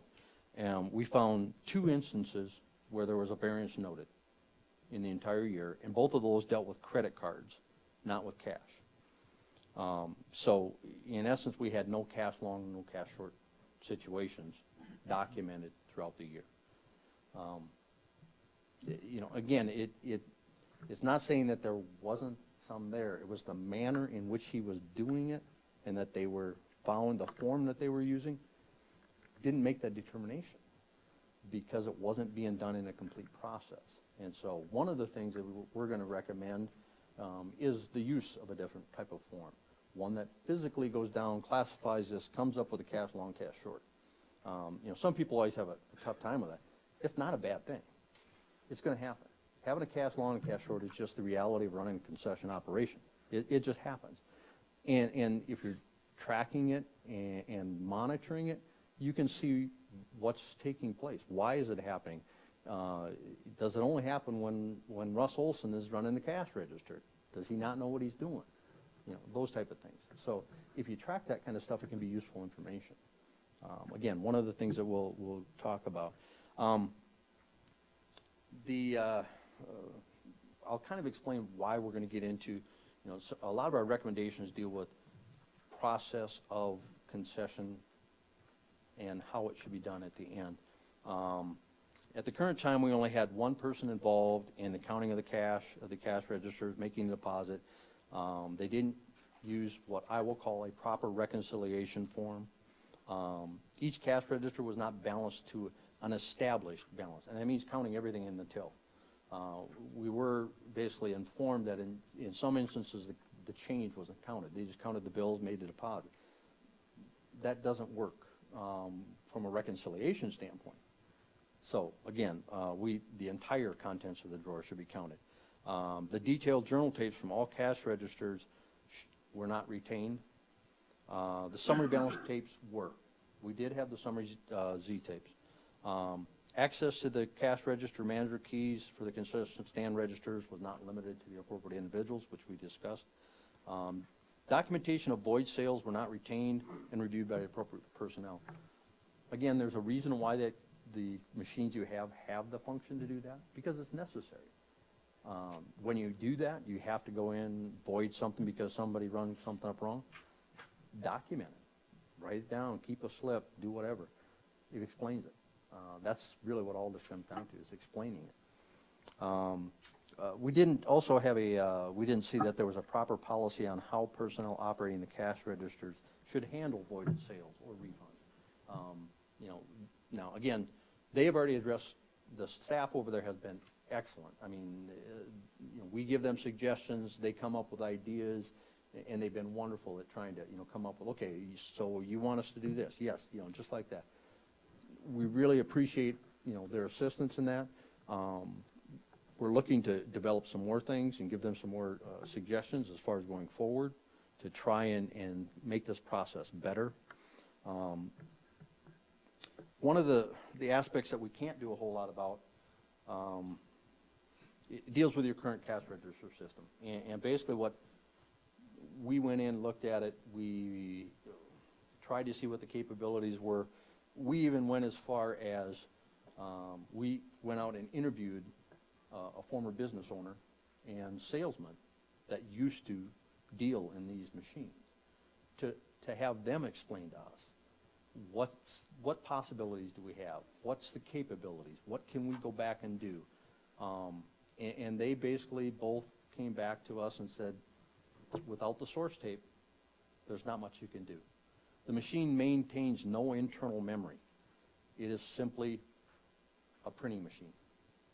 Once you print it in, it prints it out. Once it's done, it's done. Once you Z it out, it's back. That's it. So it doesn't have a transactional history to it. It doesn't have the detail in some of those areas. That's an aspect that you guys are going to have to look at a little bit. As far as, again, one of our suggestions that you look at the cash register system that you currently have and consider whether it's cost beneficial for the city to upgrade to something different. Systems nowadays, we deal with liquor stores, we deal with a lot of other operations that do cash collections.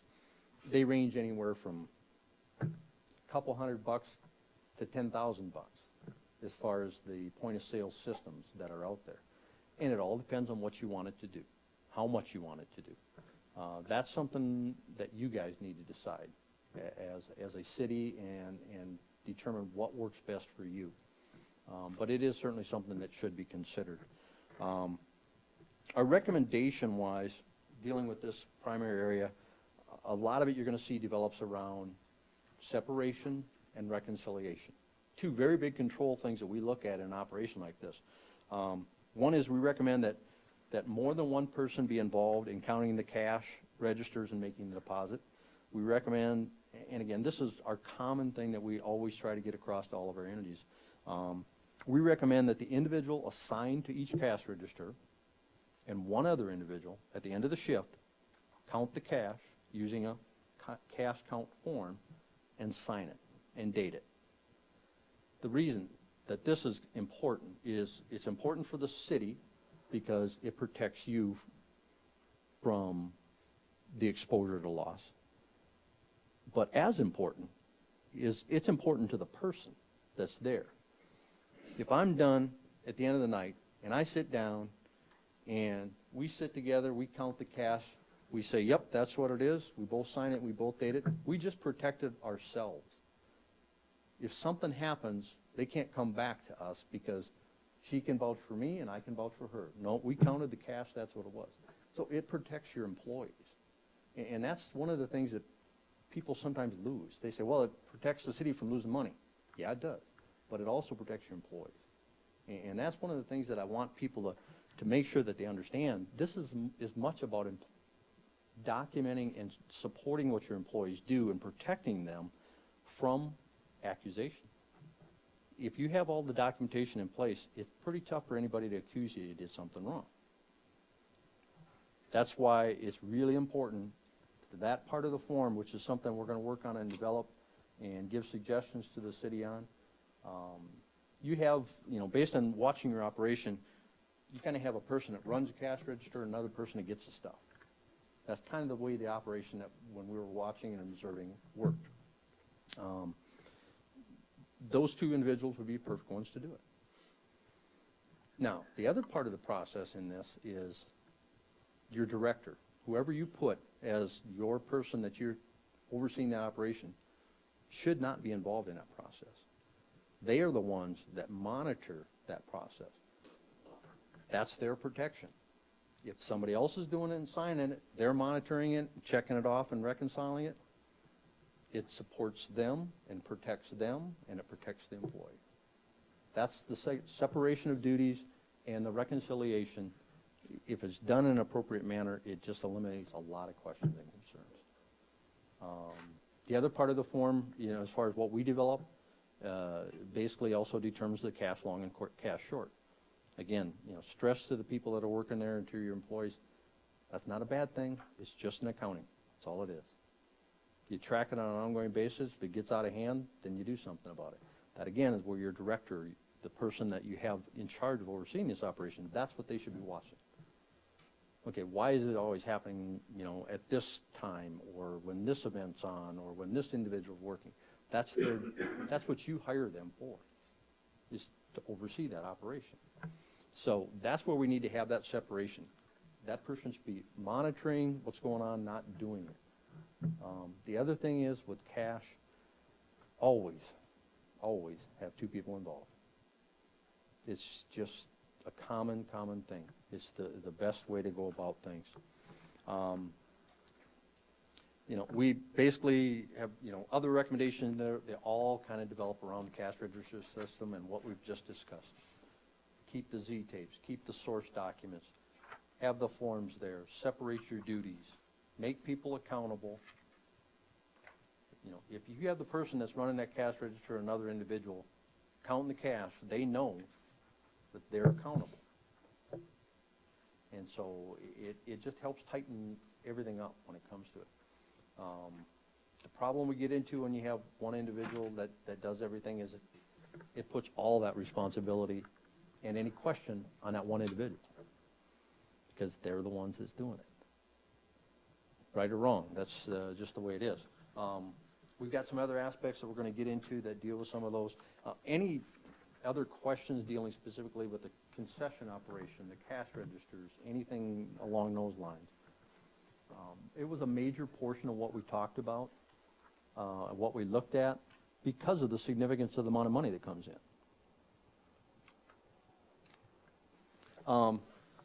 The next area I'm going to address, it kind of deals with two areas, one being your change funds and then other cash collections.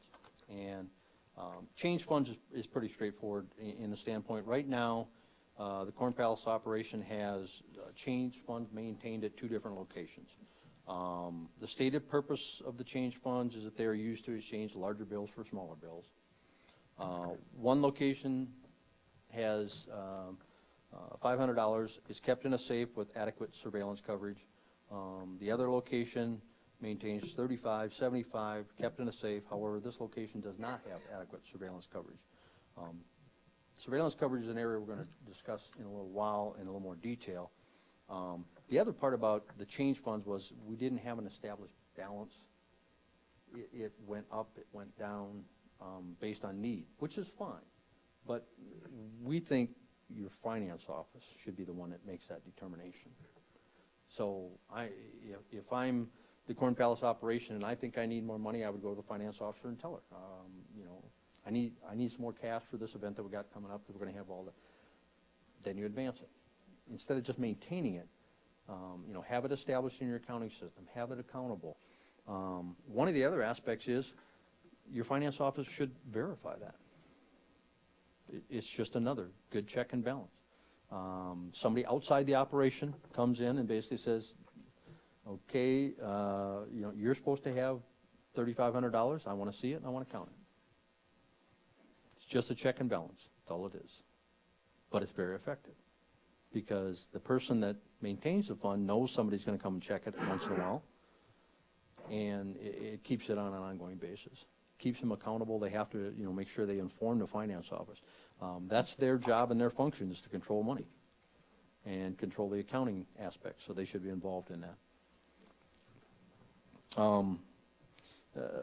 The other area that we've got deals with additional cash collection related areas, and primarily what we did was broke this down between ticket office, donation boxes, beverage vending machines, and souvenir vending machines. We found, again, a lack of proper internal controls in pretty much, in most of these areas, absent of the ticket office, and we'll discuss it a little bit. Again, we went in, interviewed all the management personnel, looked at the systems, talked about how it was done. We had numerous discussions with numerous individuals in the city, and so reviewed basically how things were being done to say, okay, that's not probably the best way. Here's some suggestions for how it should be.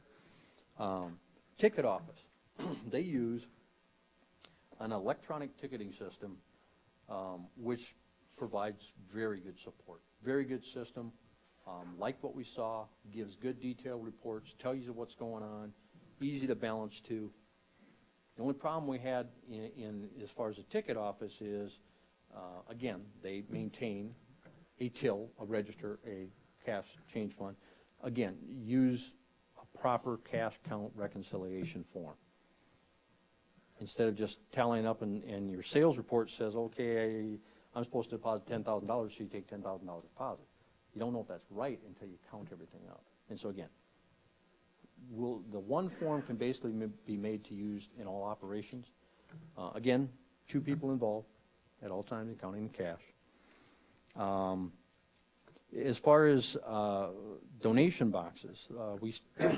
Yes, question on the ticketing system. We didn't always have the electronic system. In fact, just a couple of years ago, when we obtained it, was there any discussion of how the ticketing operation ran prior to that being there? Yes. And it, let's see. Lacked the same type of controls? Yes. I'm trying to think of a convenient way to put this. It lacked control in a lot of aspects. Yeah. It was an open exposure, pre-printed, which leaves a lot of room for abuse. Thank you. But luckily, like I said, most everything we dealt with, we had that ticketing system. So that was a very good investment from that standpoint. Donation boxes, we basically saw that there was 2 donation boxes. Generally, the finance officer has the key to one location. The Corn Palace director had the key for the second location. Donations to be deposited are generally supported by cash count sheets and are supposed to be counted by 2 employees. However, we did see the forms, but they weren't signed by the individual, so we don't know. Again, a little thing from that standpoint. You got a cash count sheet, have 2 people involved, have them sign and date it when they do it.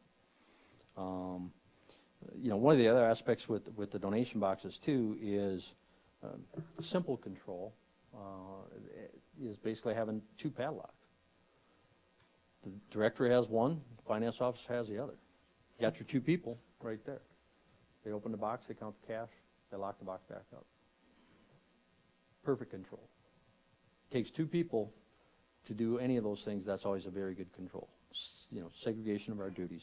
So that's another possibility, a very reasonably priced one too. The beverage machines, again, a summary worksheet was prepared for the sales.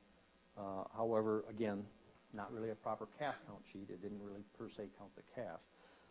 One of the other aspects about vending machines, especially now, they all have hard meters. And the meters can tell you exactly what's taken place since the last time you were there. In the form that you develop and that we will basically give you suggestions on, is have those meter readings down. So you basically go in there, you take all the money out, you write down the meter readings from the machine, count up the cash, do the deposit. The next time you come, you write it down, okay, it's got beginning and ending. You can basically take beginning and ending and figure out, is that how much money I should have? So have them write down the hard meter readings. So you're saying that wasn't happening? That was not being done, no. Because it seems like a vending machine should have been it should be something that is very easy to monitor. Yeah. But you're saying Yeah. it's not. And certainly, you're going to have certain times where 2 pops roll out, or they get it for cheaper. But at least you're keeping a roundabout idea of what's going on. The hard meter readings are simply, the tally. So yeah, it's pretty simple. You write them down, take that one minus that one, take it times what you charge. Very straightforward and simple. Easy control. Again, those are easy things that you can do that will certainly help this. The Corn Palace also has 2 souvenir vending machines, one a quarter press and one a penny press. Cash collections in this case are all changed. They're not counted, but are taken to the bank to be counted. Now, you guys do have a cash counting machine, a small one, because we used it when we did our cash counts. So, you certainly could do them yourselves. Now, the potential is there in those cases with your souvenir machines. They probably have hard meter readings in them too that tell you how many times it's been done. Again, easy control. Write them down. Last time minus this times comes to this, we should have this much money. Straightforward and simple. Now, in those cases, none of those things were in essence being done. They're simple things that can be done. Now, in some of these cases with these things, we did have other individuals involved in counting the cash. We were informed in talking with various people that yes, Roger and I did that one day, so we know there was more than one individual involved. Again, sign, date, tally. It protects you. Our recommendations are pretty straightforward and they follow right along the lines of what we've been talking about. Use a proper cash count reconciliation form in everything you do. And that includes counting the cash, taking out what's supposed to be there, and come to what your variance is. Have 2 individuals put down the hard meter readings whenever possible. It's an easy area for you guys to take care of in a short amount of time when it comes to that. The next area that I'm going to talk about is the physical security, which is another area that we looked into when we were here. We interviewed the management and the personnel. Basically, I went through the entire operation, looked at what was set up, how it was set up, looking for various aspects of what was there. We basically have a couple of different points we'd like to point out here, in that we have cash in 3 separate locations. One location does not contain security video coverage. Thank you very much. The entrance to the location is able to be locked. It does have a small safe which holds some of the collections. However, the remaining amount is left in a less secure cabinet, let's say. This is the location where the majority of the cash was counted. Again, that's part of one of our recommendations, is that you review that process and where this is being done. Another location does contain security video coverage. However, the location does not permit a clear image of the cash collection procedures. And then the final location does have adequate security video coverage. Now, I've explained to the personnel, as I was talking to them, I've explained it to the mayor. I'm not going to get into what's where and when and how, because that's not appropriate in this discussion. They know what I'm talking about. We just don't want to basically be discussing where everything's at this current time. But one of the things with your current video security coverage that you have, 2 systems, or 2 backups, I should say. One has reasonably good backup, anywhere from 30 to 45 days. The other series of cameras is on a continual run basis. It only gives you 3 to 5 days coverage, that's it. Some of the locations are such that you can see the location, but you can't see the detail. So I really think it would be in the city's best interest to at least review that coverage. Review what your system is, how it's set up, where it's at. The other aspect is, when it comes to doing the cash count reconciliation tally at the end, it should be done where there's surveillance coverage. That's to protect the city, that's to protect the employee, and that's to protect everybody involved. Yeah, it's just a good idea that when you're doing that aspect of it, it should be where there's coverage. This day and age, a lot of things can happen. So having that surveillance video coverage is really important. The aspect of where a lot of it was being done, we didn't have that coverage. Again, it makes it difficult. It makes it difficult for everybody involved. You can say, from the standpoint of where it was being done, if something were to happen, there would be nothing there that could see it. Nothing that they could go back to look for. So it's just, I think, a good physical attribute that you guys need to look at. I know you guys are going through a major remodeling, which I heard about when I was down here and saw a little bit of the plans. Looks, again, beautiful upgrade. Going to make it an amazing facility. As you're going through this process, I'm a little late to the game, I guess, but it's certainly something to think about if you're remodeling and doing some different things.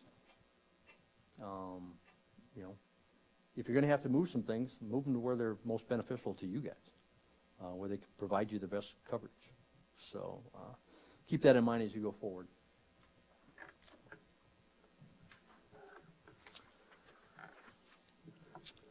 Next area that we looked into, again, we noticed that, there was a fair amount of revenue that came in under the ticket sales, contracts, sponsorships, those various items.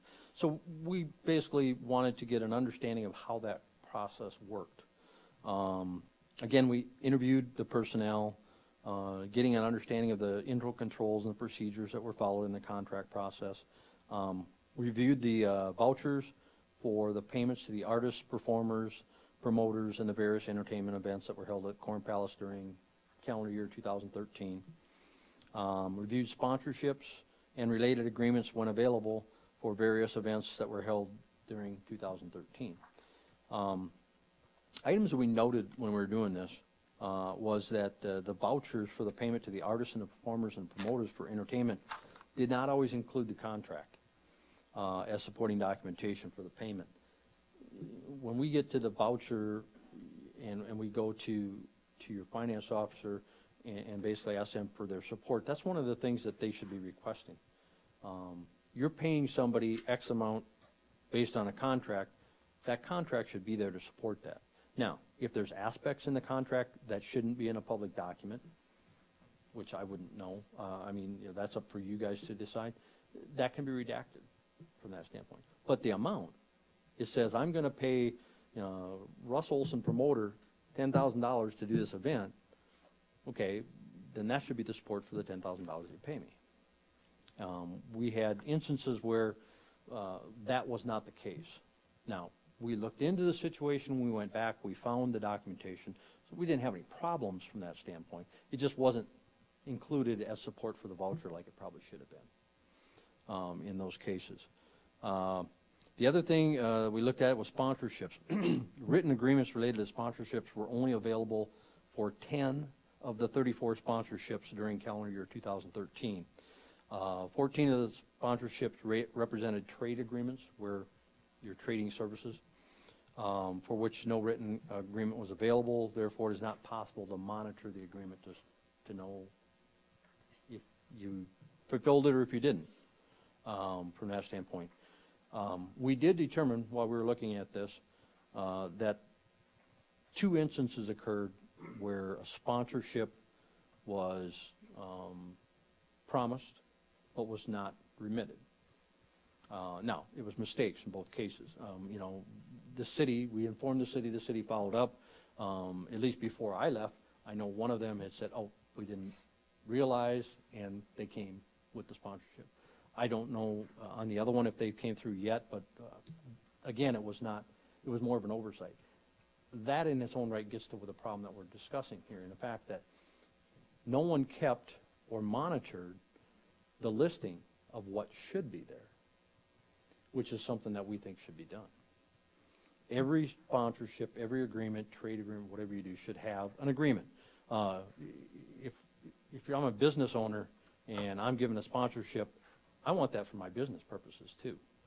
Have an agreement, a written agreement, and then basically have that list filed so that someone can monitor it to say, okay, you know, Russ Olson said he was going to give $10,000. Did he? Yep, it came through.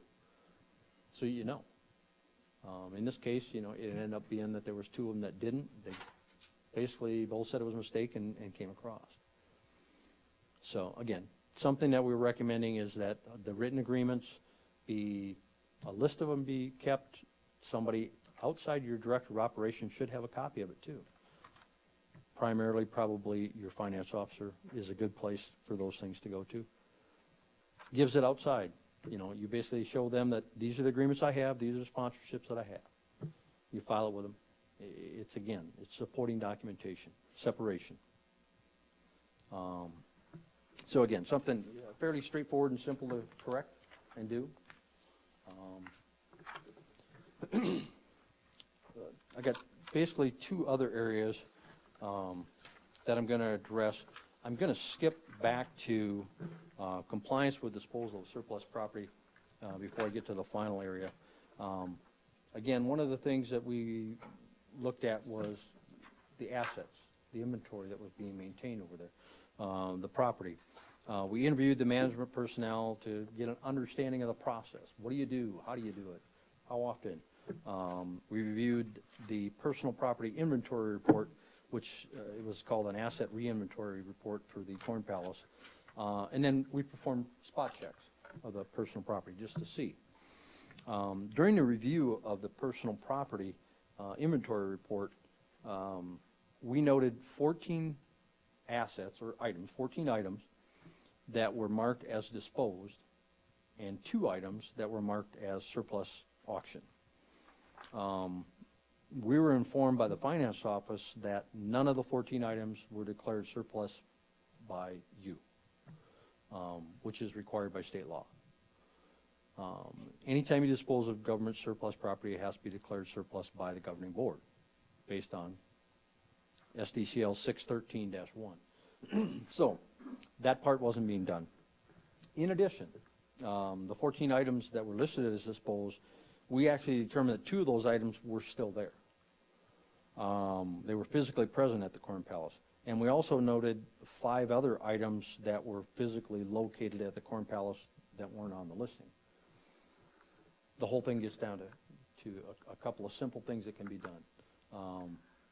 It should be being done in a more timely manner, in a more, rather than doing it once a year, which is in essence the way it was currently being done. Do it on a quarterly basis. Update it on a regular interval. The other thing is express the importance to your departments to follow state law.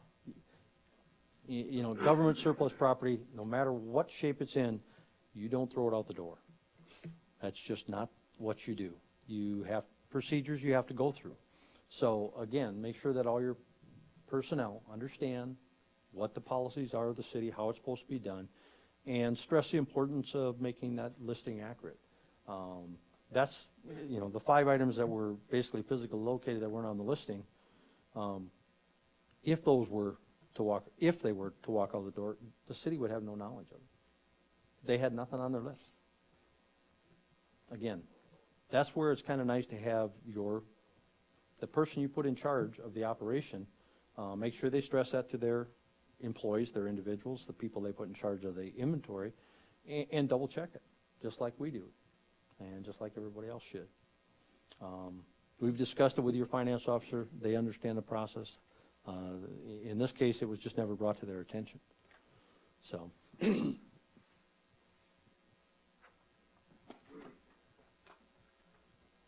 Final area that I'm going to address deals with proper supporting documentation of credit card usage and travel reimbursements.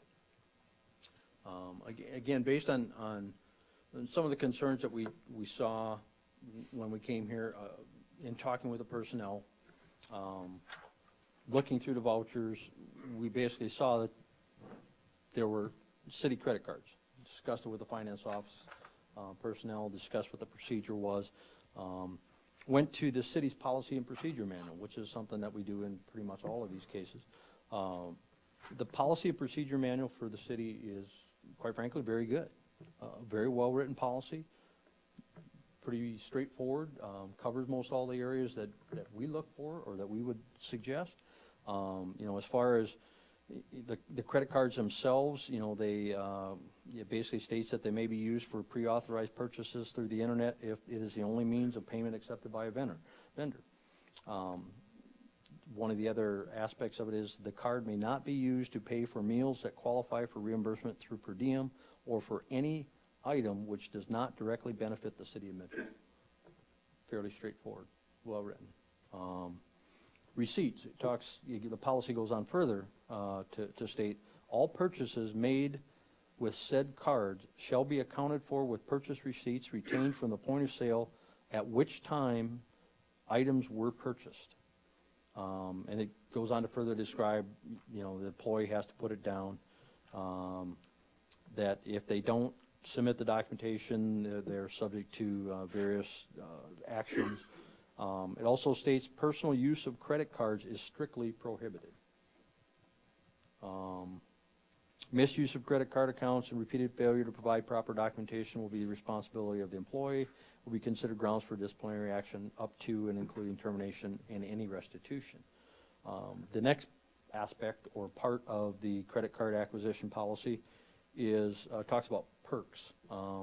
Any perks, credits, or items of value earned because of the use of said card may only be used for the benefit of the municipality and may not be used and not for that of the cardholder, except for frequent flyer miles, which we have an Attorney General's opinion on. And that is, that's the city's credit card policy of 7.11. You also have another policy, gift and gratuity policy, 3.6. It is a policy of the city that employees are prohibited from soliciting and accepting any rebate, money, entertainment, gift, or gratuity, except meals during business meetings from a person or company or firm or corporation. Abuse of this policy may subject the employee to disciplinary action. Personal receipt of gifts is prohibited, and if received, must be reported immediately to the department head. Gifts of any advertising or promotional nature may be accepted if the value is under $15. Based on your policy and based on what we were seeing, we interviewed the finance office, we interviewed the management personnel from the operation, and determined that there were credit cards that were assigned to the individual employees. Not uncommon in this day and age. We see it more and more all the time. Based on that, we went to the vouchers maintained in the city finance office. And we basically said, give us all of your credit card payments for 2013, actually we went back to November of 2012 through December of 2013. We then sat down, analyzed it, went through that and compared it to different travel vouchers and support that we were seeing. So we analyzed it. Basically, I'm going to go through some of the instances we found and basically that we felt did not follow the municipality's policy. Now, state law does not regulate this. This is your policy, and so that's why we're bringing this forward to you. These are, in essence, what we looked at that we saw we're not probably following your municipality policy. We basically have a few transactions that we'll go through.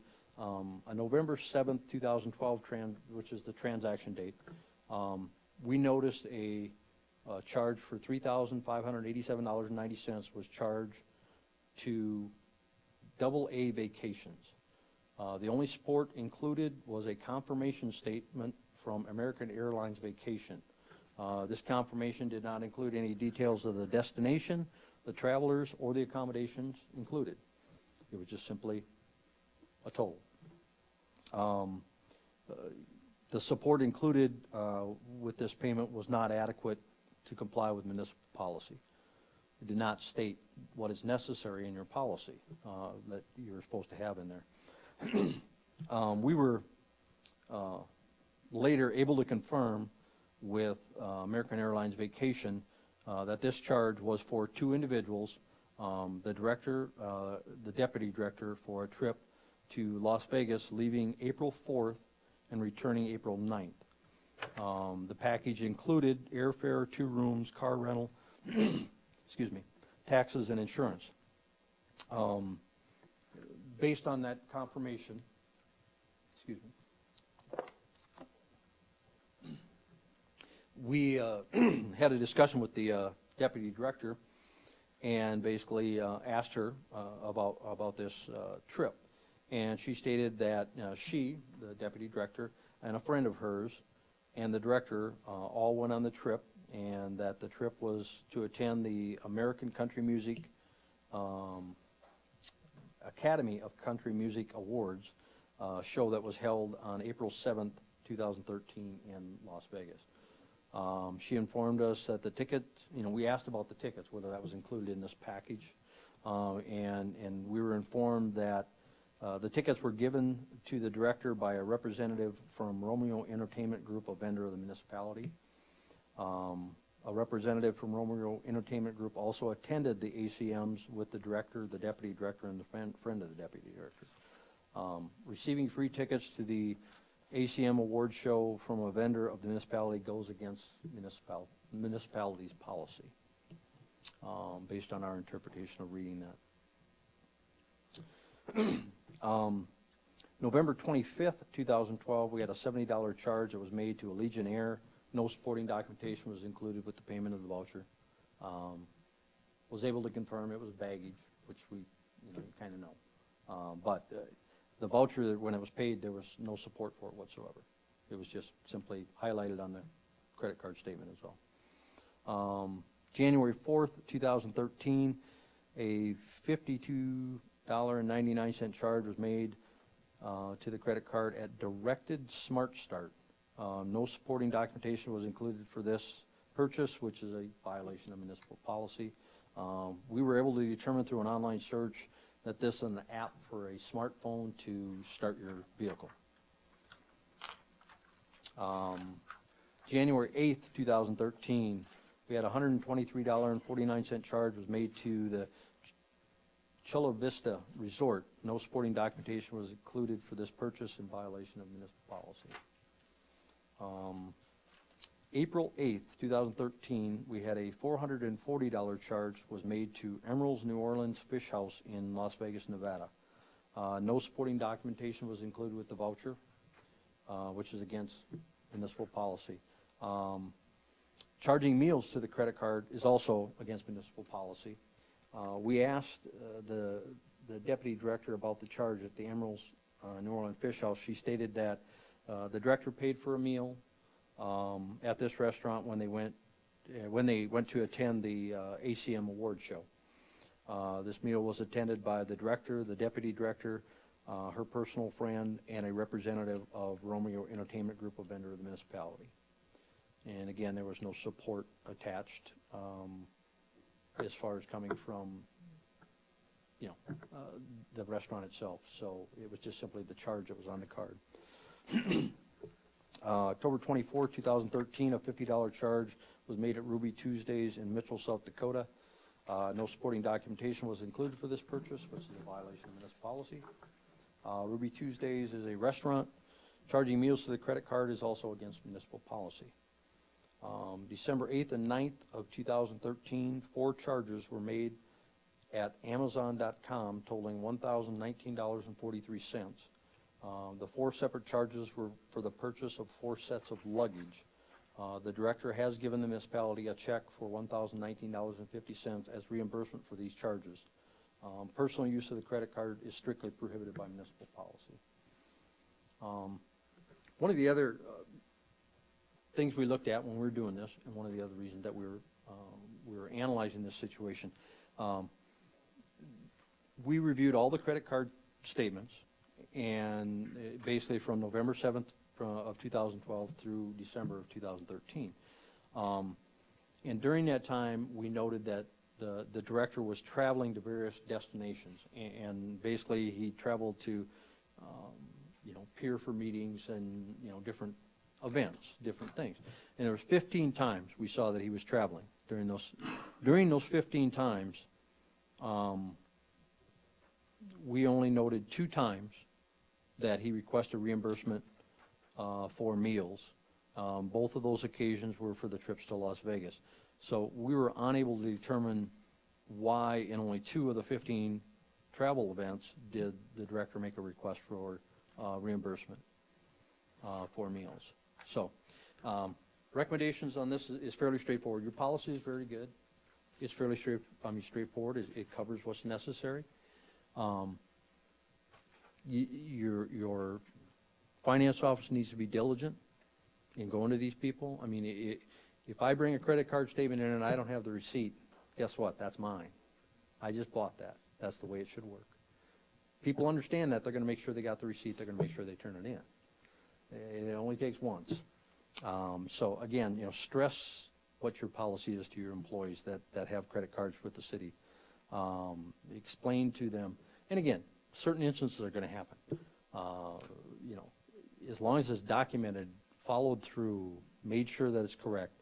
One of the things that we always look at when we get to dealing with credit cards, now that they're more prevalent, but we see them being used a lot more, and we kind of go back to the IRS regulations, and that is time, place, business purpose. Those things should always be on everything you do. The time you did it, who was involved, what's the business reason for that charge? I mean, you have stated in your policy that you only use this for City of Mitchell business. You should be able to write down what the business purpose is for that use.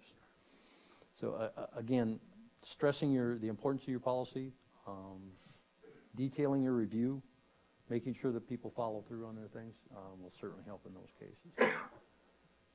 There's more items, more detailed items in the report. Certainly if you have any questions, I would be more than willing to address anything else that you may see in there. Your operation is ran by some really good people. They just, I think through some assistance and some suggestions, I think they can really tighten things down, make it better for them, make it so that they're more accountable, and make it better for the city to make sure that things are basically accounted for and taken care of to support the city's operation itself. The other things you guys need to look at, that being the video surveillance system, the cash register system, those are things that you guys need to do, have a look at cost benefit wise. Does it make sense? Keeping in mind that, you're primarily protecting taxpayers' money when it comes to that. And if you're not going to go that route, we have already established and we've already discussed, and they are already following new procedures so that each time that they are done, they count things up, they take the Z tapes from the cash register, they take the source document, they put it all together when the reconciliation is done, and they bring it to the finance office. So we do have all the documentation that's necessary from that point going forward. And that was instituted shortly after we got here. They came across and said, we didn't know. We'll retain them. How should we do it? What should we use? Where should we put it? And so those things are being taken care of already. The other aspects, again, part of our mission as a department is that we provide assistance to municipalities, cities, counties, schools, taxpayers. We're more than willing to do that with your organization too. We've established contact with the individual that's running the operation now, with the mayor, with the finance officer. Questions come up. You got, looking for some suggestions, best practice type, give us a call. We've been doing this a long time. We've got a lot of experience in it, and we're more than willing to try and help you get the process better going forward. Other than that, any other questions that I may answer? If not, I believe that is it for me. I would like to thank the mayor and the finance officer and Cindy and, for all their assistance in this, and the staff with the operation over at the Corn Palace. Like I say, they're great people to work with. We appreciated their assistance in helping us get through this process, and we hope that in the future we can continue to help them make things better for the city. Otherwise, thank you very much. Russ, I was going to ask you, you got obviously a lot of recommendations, and we approached you and hired you to come forth. Is the legislative audit going to require us to respond to these recommendations, or will that be included more than likely in the next audit that will come through the city of Mitchell? Or what, is this pretty much just the report you're going to hand to us and then we can do what we want, or are you going to require a response? No, we basically looked at the report and discussed response options, which is always a possibility. From the standpoint of this report, you requested us to come in and look at this operation. We developed the procedures and the scope and set it forward. Our recommendations are to you to improve your operation. It's a guide for you. You're not required to respond to us. Now, certainly, you can if you would like to. If you need additional information or additional assistance, again, just contact us and let us know. We have a very capable individual, Roger Schnabel, that's here in Mitchell. He's available anytime, I believe, to come down and help, and I'm certainly available at any time. But no, we do not require a response. Now, certainly, if you choose to respond, you can. We put the report as a final report based on our discussion with the mayor, feeling that there really wasn't a whole lot there. I mean, from a response standpoint. So, that answer your question? It does. What do you know when the next audit from legislative audit? Of course, that's the whole city. Do you have any idea when that next audit is? You mean that our department would Yeah. do the complete one? Right. That's a ways down the road. Yeah. We are a small office, as you know. Right. And we are extremely scheduled out. Right now, statutorily, we have to perform every audit in every county in the state. We also perform the university audits. Those two plus the other audits that we have that are federal required audits really strain us at the current time. Okay. So when you say down the road, a couple, 3 years? At best, Yeah. yes. Yeah. Now, you do have an independent auditor that comes in on a yearly basis. This report, I depending on who you guys basically contract to do that, I will be giving him a copy of the report. I'll be having a discussion with him, letting him know what we did. Because again, it's a big concern to him too, from that standpoint. So, yeah, we'll follow up on things as we go. And certainly we'll be staying in touch with the city through questions they may have. We put together some documents that we've given to the individuals to say, here's some good things that you can use. And we'll follow up with that and help them out. So we'll be around.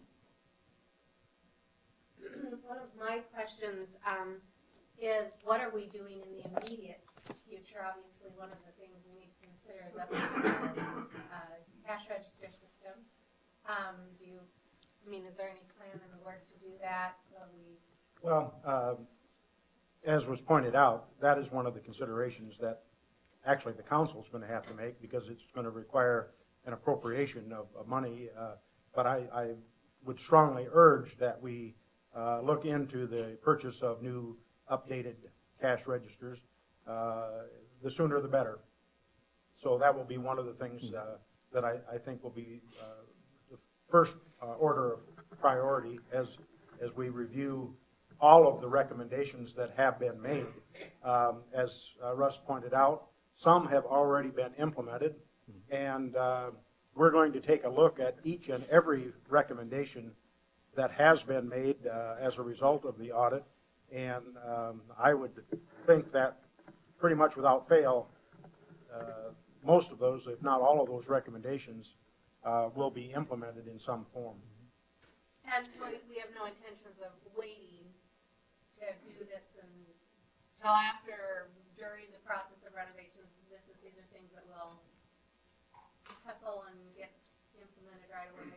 Well, yes, and I think that as a result of this, we also need to take a look at other departments within the operation of the city and implement some procedures, separation of powers and accountability and all of those things regarding the cash, especially those departments that handle cash, and ensure that something of this nature is not going on, and that if there are recommendations and steps that need to be taken, we need to review those policies and implement those changes as necessary. If I may, one of the things you were talking about with the systems when you look at them, one of the aspects that I saw, I dealt with another operation that was looking into something like this, and one of the things that they have are POS, point of sale systems, and it was more a monitor, but everything tied to one place. So you might have 4 locations, 5 locations, but all the detailed transactions are stored in one place. Very convenient. I know I discussed it with your IT individuals here, as far as when I was looking at it, is there something, but, again, another aspect to look at. It helps, again, from the standpoint, right now, you got to retain all that paper. And as we discussed before, basically, you probably should, you're supposed to keep this for 2 years past audit. That's a lot of paper to keep around. This basically helps because you can generate that data. You can keep that transactional history. You can go back to it at any point in time. So something to look into when you're looking at the systems anyway. Mayor, I think you made a good point on looking at the other areas where cash is handled. How will we do that audit? Independent city audit? How? I guess we'll have to make that determination, whether we can do it internally, whether we need to employ an outside source. I felt in this situation that it was necessary that we hire an independent professional to come into the Corn Palace and make the audit and report their findings and recommendations to us. If that's necessary in each and every department, I guess we'll weigh that and look and see how we will handle those. But something will be done, I can assure you. Yep. I think an independent audit is quite a good idea myself. Well, I appreciate you coming down. I served in the legislature for 12 years, and legislative audit was the most competent, least political part of what a political entity is, government. I do want to say a word or two for Mark Schilling. You know, he served us for 13 years and brought many events to the Corn Palace. He had to deal with the shift in girls basketball. We lost all those basketball events, and now we're back to about the same number of basketball events, even though the seasons overlap. We've had successful Corn Palace weeks where we've broken even or been in the black. And I made some of these comments in executive session. Now, obviously, this doesn't apply to the whole report, but a lot of the controls that you mentioned really are an indictment of we've always done it that way. I worked at the Corn Palace for 5 full summers and parts of 2 other summers. And I never worked for Mark Schilling, but I worked for an individual, Jim Sellers. And back then, the Corn Palace closed at 10 o'clock in the evening, not 9 o'clock. And our procedure was you'd lock the doors at 10 and sort of shout through the doors at people who are still on mountain time that, no, it's really 10 o'clock, not 9 o'clock. And Jim always felt that, as long as people were spending money, you shouldn't hustle them out of the building. So then he would allow some people to go. And then usually it was whoever was the adult in the building, a lot of times that was me, would walk through and make sure, nobody was hiding or passed out or ill or whatever. And early on in my tenure, he was walking with 4 or 5 registers, whatever it was, burdened and heavy laden. And I don't remember the exact conversation, but I remember the gist and tenor of it. And I said, "Can I give you a hand?" "Yeah." So I took a couple, 3 from him. And we went to the unsecure location that you mentioned. And I said, "You want me to help you count?" And he said, "Well, it's 10:30 or 20 to 11, whatever it was. I know you're working in the morning. It's going to make a short night even shorter for you." And I said, "Well, if you want me to stay, I will." And he said, "Frankly, I don't want to pay you to count money." And I don't know if he counted it and locked it away in the unsecure location and had somebody else count it in the morning or not. But I think we've been doing a lot of these things for a long time. And I'm not arguing that they were right. I'm not arguing they shouldn't be changed, and I'm not arguing that some of these other things perhaps are inappropriate. But I think before we as a council or the press or the citizens lay all this at Mark Schilling's feet, a lot of this has been done for a very long time. And again, I'm not arguing it shouldn't change. But I'm not sure all of this is quite as damning as it might otherwise seem.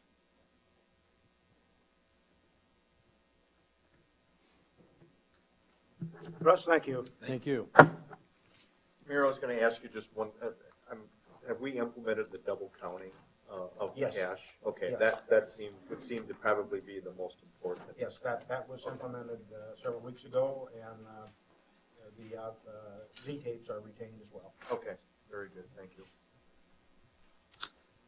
Moving on. I entertain a motion for the city council to adjourn and sit as the Board of Adjustment. So moved. Second. Motion second to sit as Board of Adjustment. All in favor, say aye. Aye. Opposed? Motion carried. Set the date, April 7th, 2014.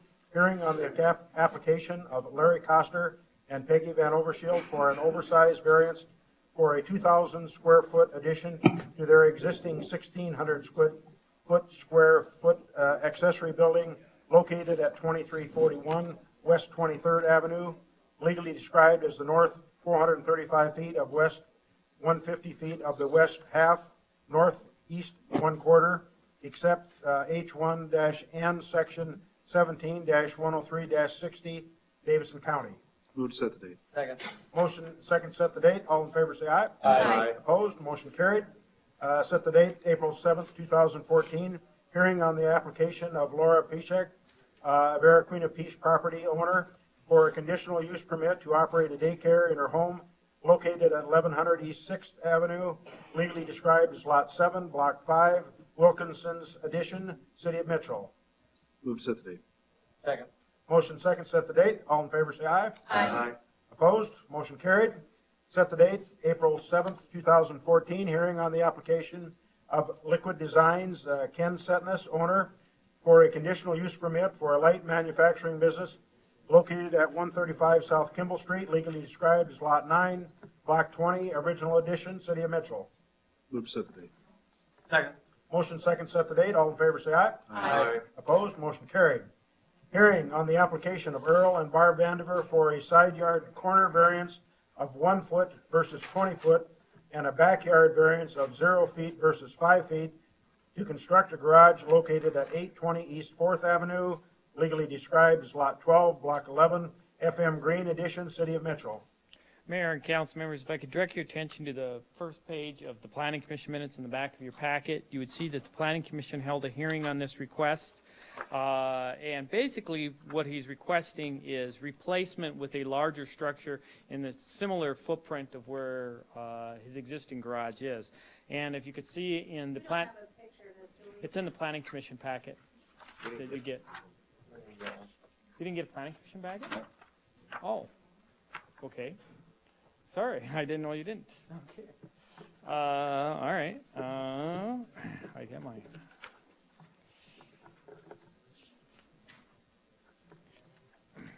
Did anybody drive by the property? Know what you're talking about? Okay. I know what you're talking about. Yep. I was not aware that you didn't have your packet. Basically, if you saw that he's got an existing garage there, let's see. Mr. Vandy, Earl, do you mind coming up and then? How big is your existing garage? It's 24 by 16. Okay, it's 24. With a 10-foot shed at the west wall. And he proposes to remove that one and replace it with a 26 by 34, and they're basically in the same spot, but a little bigger.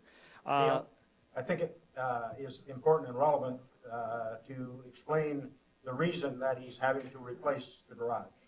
He had an individual, it was in the Planning Commission packet. He had an individual that actually came through the alley and struck it. And so that's the reason he is replacing it. And since it took some time to deal with that from an insurance perspective. And so now that he's into that position where he wishes to replace it and basically put it in the exact same spot. Am I paraphrasing what happened? Okay. I didn't want to. Would that be an argument for a smaller garage? But basically, the Planning Commission considered that and recommended approval on a 5-to-1 vote. So. I looked at the property too. I mean, it's right. You're just replacing and making it a little bit bigger. So Correct. whatever variance was a variance he had before. Correct. That's kind of, I think, the rationale. Motion to approve. Second. Motion and second to approve the variance. Any further discussion? I just wondered why it says here Schmucker noted that the parking will not be allowed on the sidewalk. Can you tell me about that? Basically, because his existing garage door is very, very close to the sidewalk, and it was just kind of noted that he wouldn't have any room if he puts it right back there, that if he parked in his driveway, he would be blocking the sidewalk. So he needs to make sure he's always. That's just the point. They wanted to make sure. Is there any way we can attach a condition that he can't sell his house until I'm off the city council so I don't hear about how close the sidewalk is to the structure? I don't think there's any way we can do that. We have a motion and a second to approve the request for variance. All those in favor say aye. Aye. Opposed? Motion carried. Hearing on the application of Isla Rumboltz for a sign variance exceeding standards to erect a 4-foot by 4-foot sign and a 24 by 24-inch banner on her home located at 515 East 3rd Avenue, legally described as Lot 3 and 4, West 10th of Lot 2, Block 36, Cooley and Guernsey Edition, City of Mitchell. Since you don't have them, I did happen to make a couple colored copies of the sign that Ms. Rumbles is requesting. Reason why this one is before you is, there's a couple of them I are passing around, is she has recently acquired this bed and breakfast property. It's over kind of in that Robinson grocery area. If anybody knew Lily Gilbert's, that's where this was. And but it's zoned residential, and she has acquired the for a home the home occupation goes with it as part of the bed and breakfast. Well, and my understanding is Ms. Rumbles operated another bed and breakfast south of town near Ethan. I understand. Your bed and breakfast is south by Ethan. Yeah.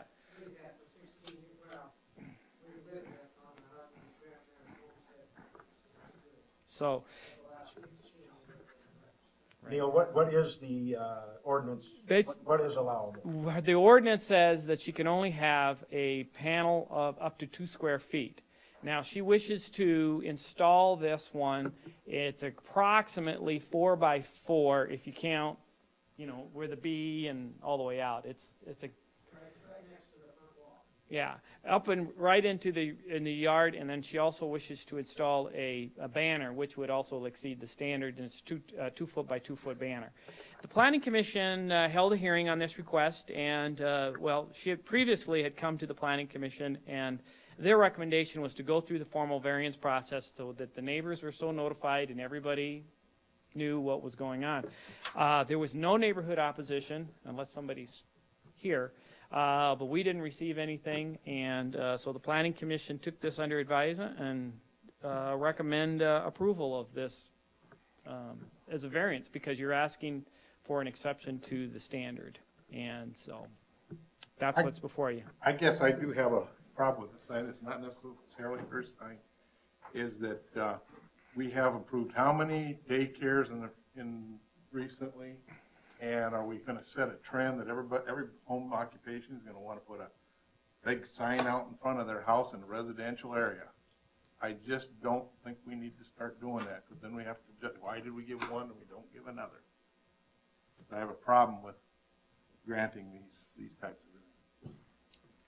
Yeah, I hear what you're saying, Randy. The one thing that I guess that I pay attention to in these particular situations, if there's one neighbor that says no, I generally go with, but if they put a sign and then you decide to move into the neighborhood, then that's something you have to determine yourself. So I will look at it on an individual basis, so I'm going to support this. But I understand what you're saying. Putting it in a good spot for it. Right. That was one of my things in opposition. However, I don't want to start it. I guess people in the neighborhood don't mind it. Right. And Randy, I hear what you're saying, and part of me agrees. I think the difference between a daycare and a bed and breakfast is a daycare, you're not looking for people off the street. So a daycare is the kind of thing where you get word of mouth, and there's, a list from social services and that kind of thing. I don't think that, with the exception perhaps of an institutional daycare like the one across from the North McDonald's, where it's a business, that people are putting signs up. Ma'am, where are you going to put the sign? Excuse me? Where are you going to put the sign? I want to know where you're going to Right next to the sidewalk. It's actually in the landscaping, the rose bushes and stuff that are in front. Because you have a lot just to the west as well, right? Yes, actually it's 2.5 lots. I wonder how close to the sidewalk do we need to be? As far as if anybody thinks it's obtrusive or it's visual to the sidewalk. I think she stated that you were going to put it up against the house. Well, it's at the bottom of the steps actually, and right next. The mailbox is right next to it. Yeah, the landscaping she's talking about is right next to the house. So, motion to approve. Second. We have a motion and a second to approve the request for variance. Any further discussion? All those in favor say aye. Aye. Opposed? Aye. Motion carried. Thank you, I appreciate it. Entertain a motion for the Board of Adjustment to adjourn and the City Council reconvene in regular session. So moved. Second. Motion second to reconvene in regular session. All those in favor say aye. Aye. Opposed? Motion carried. Award bids, petroleum project, city project number 2013-13. Page 70. This was our annual bid for petroleum products. This is the product that we use when we do all of our chip sealing for our streets that we do every year. We just had one bid, which is typical for this. It was a little bit higher at $573.80, so I would recommend awarding to Jebro Inc. at $573.80 per ton for 300 ton. Move to approve. Award the bid. What's the total price then? I'll second it. Total price would be the 300 ton times the 573. And so do the math for me. I gotta get my calculator. 15,000. 15,000, sounds 16,000.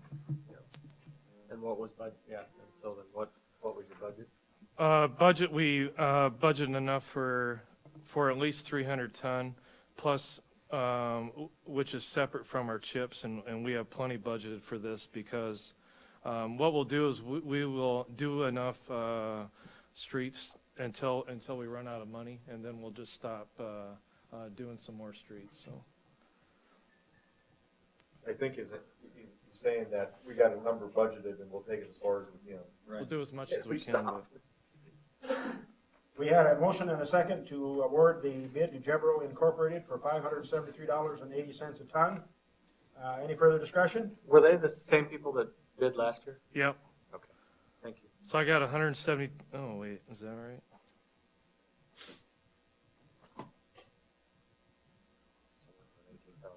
Yeah. 172,140. All those in favor say aye. Aye. Opposed? Motion carried. Award bid, stump grinder for the Park Department, city project number 2014-24. Okay, we received 3 bids for a new stump grinder.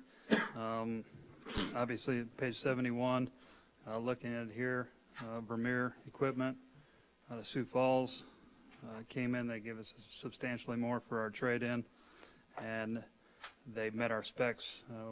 The staff went and looked at it on Friday, so I would recommend going with Vermeer Equipment. Budget was, Pardon me? budget for it was. 33. Thank you. Why is there so much difference in price between Vermeer and the others? The others basically bid a piece, they had equipment that met the spec, but it was larger, higher horsepower, so forth. So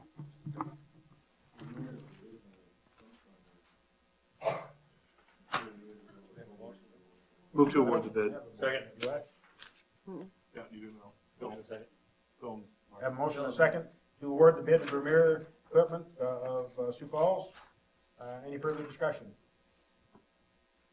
All those in favor say aye. Aye. Opposed? Motion carried. Award bid, negotiated price for Rock Chips Project 2014-10 upon receipt of no formal bids.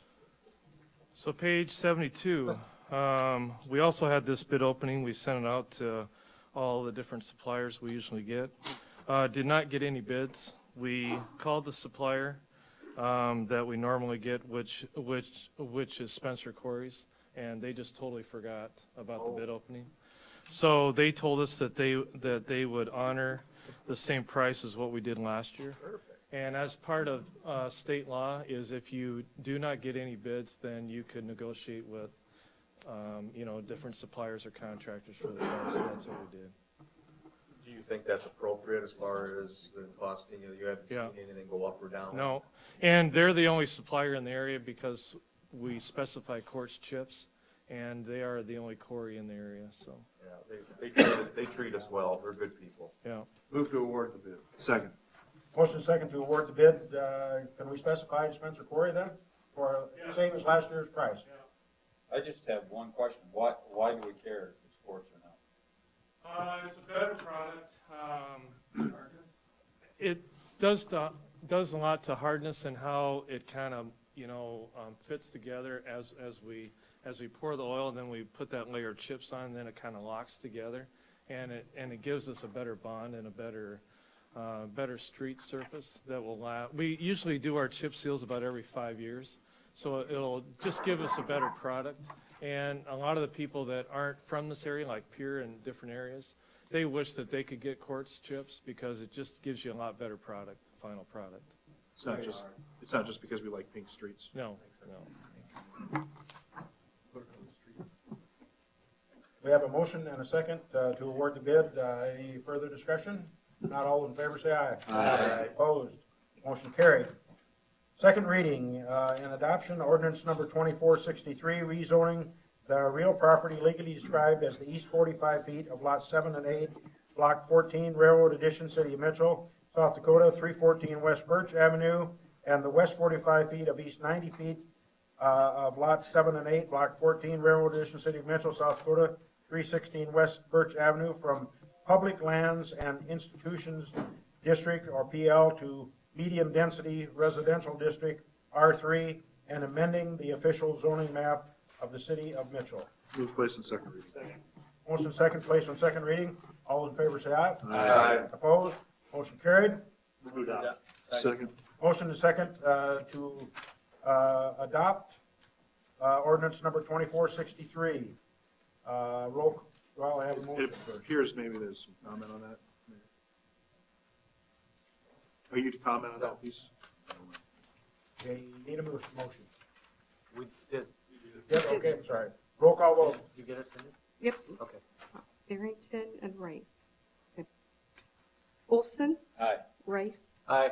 Tronis. Aye. Dosher. Aye. Barrington. Aye. Carlson. Aye. Charts. You stepped out for a minute, though. Smith. Aye. Motion carried. Second reading and adoption of ordinance 2464, supplemental appropriations. Move place on second reading. Second.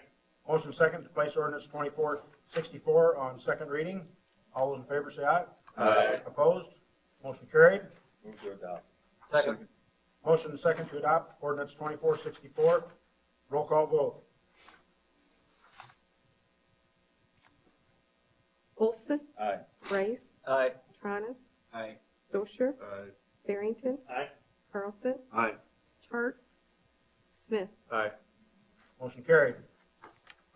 And the addendum, the first reading of ordinance 2465, and you have that handout before you. And Leon, would you want to, or is? Oh, Marlene is here. Okay, Marlene, you want to?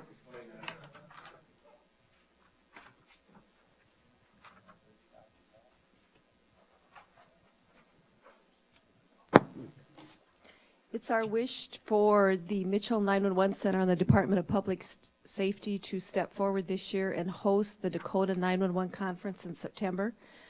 This community's never hosted it in the past, and we would like to step up and host it. Dates that we have proposed is September 16th through the 18th at the Ramada Inn. And in doing so, we would need a line item provided that we could handle conference expenses prior to our revenues coming in. In the past, this conference has generated somewhere between $20,000 and $24,000, and with an excess or revenues exceeded the expenses by approximately $4,000.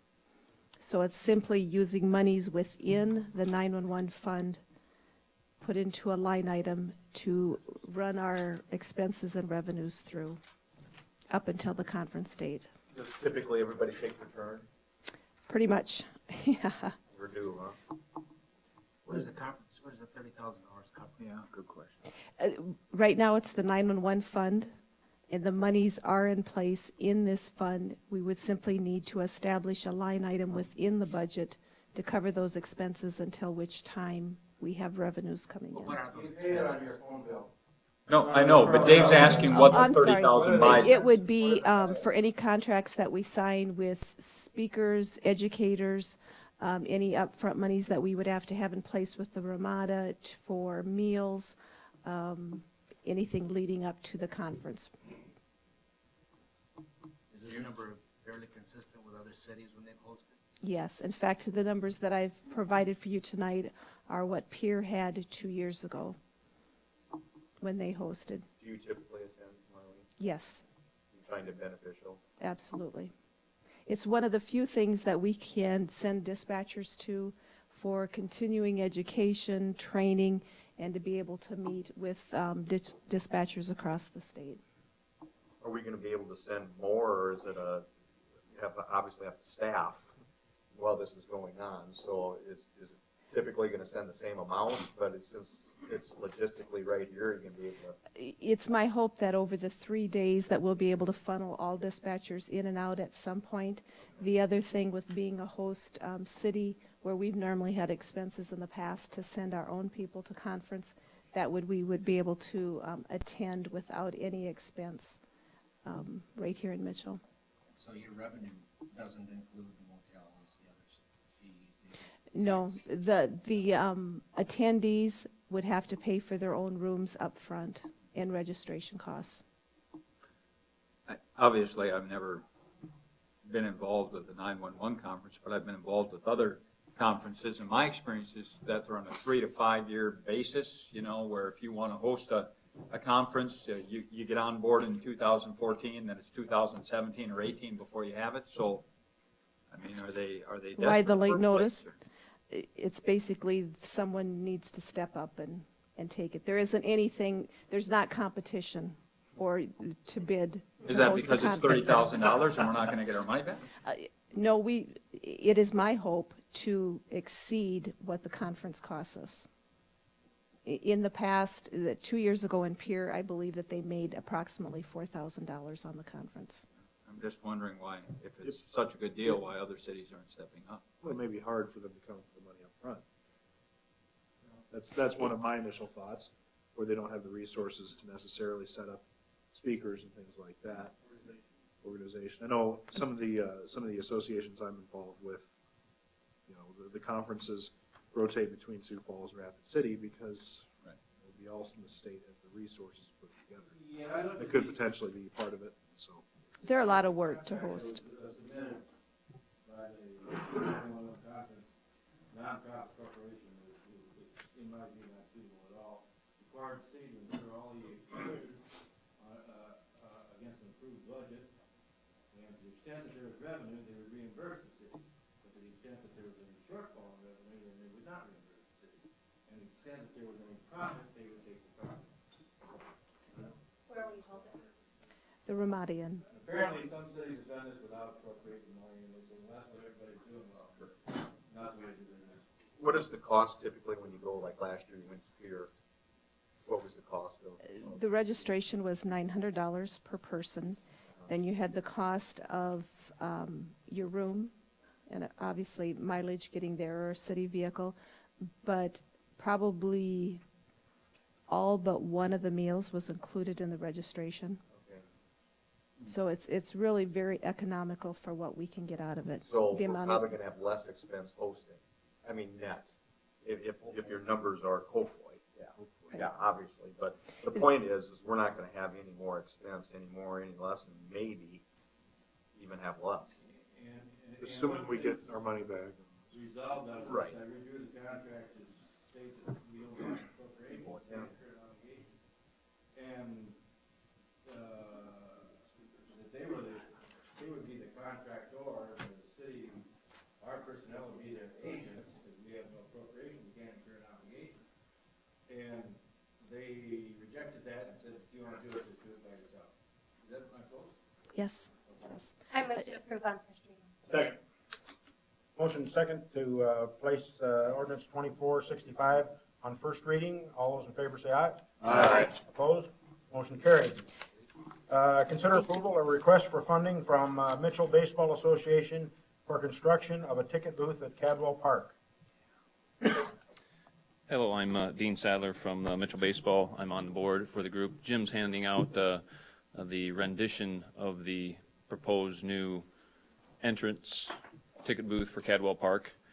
Being on any board, there's always that list of to-do things you'd like to do or accomplish when you're on that board, and I guess this entrance for us has kind of been on the radar screen for the last couple of years. Last year, we had the opportunity to go in front of Mitchell Telecom. They had their Project Do Good event. We put in our case for a new ticket booth entrance there, and they had awarded us a $5,000 gift to proceed with that. I'll just give you a minute to look at the pictures on the second page there.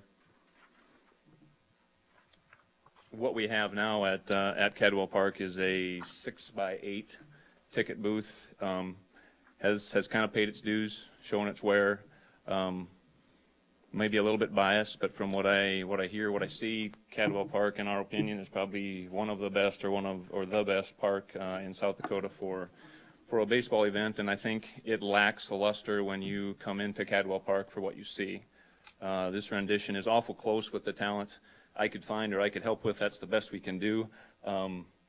As you look at the pictures there, the windows are not, the windows that you see there, the one toward the parking lot side is just a picture window, nothing operating at all, safety tempered glass on that. The other windows that you see on the other sides, the top 2/3 is a picture window, does not operate. The bottom third is a sliding window, so you can hand tickets in, hand tickets out as you grant admission to the park. Facing west? That would be facing the parking lot. Yeah, it'd be kind of northwest. Yeah, northwest. Now, Cadwell Park's the whole complex. Is this entering what most people consider to be Cadwell Park? Cadwell Park, the big field, yes. Yep. The door, the best we could do there is just a steel frame door. It does swing the other way. We weren't talented enough to figure out how to hinge it the other way.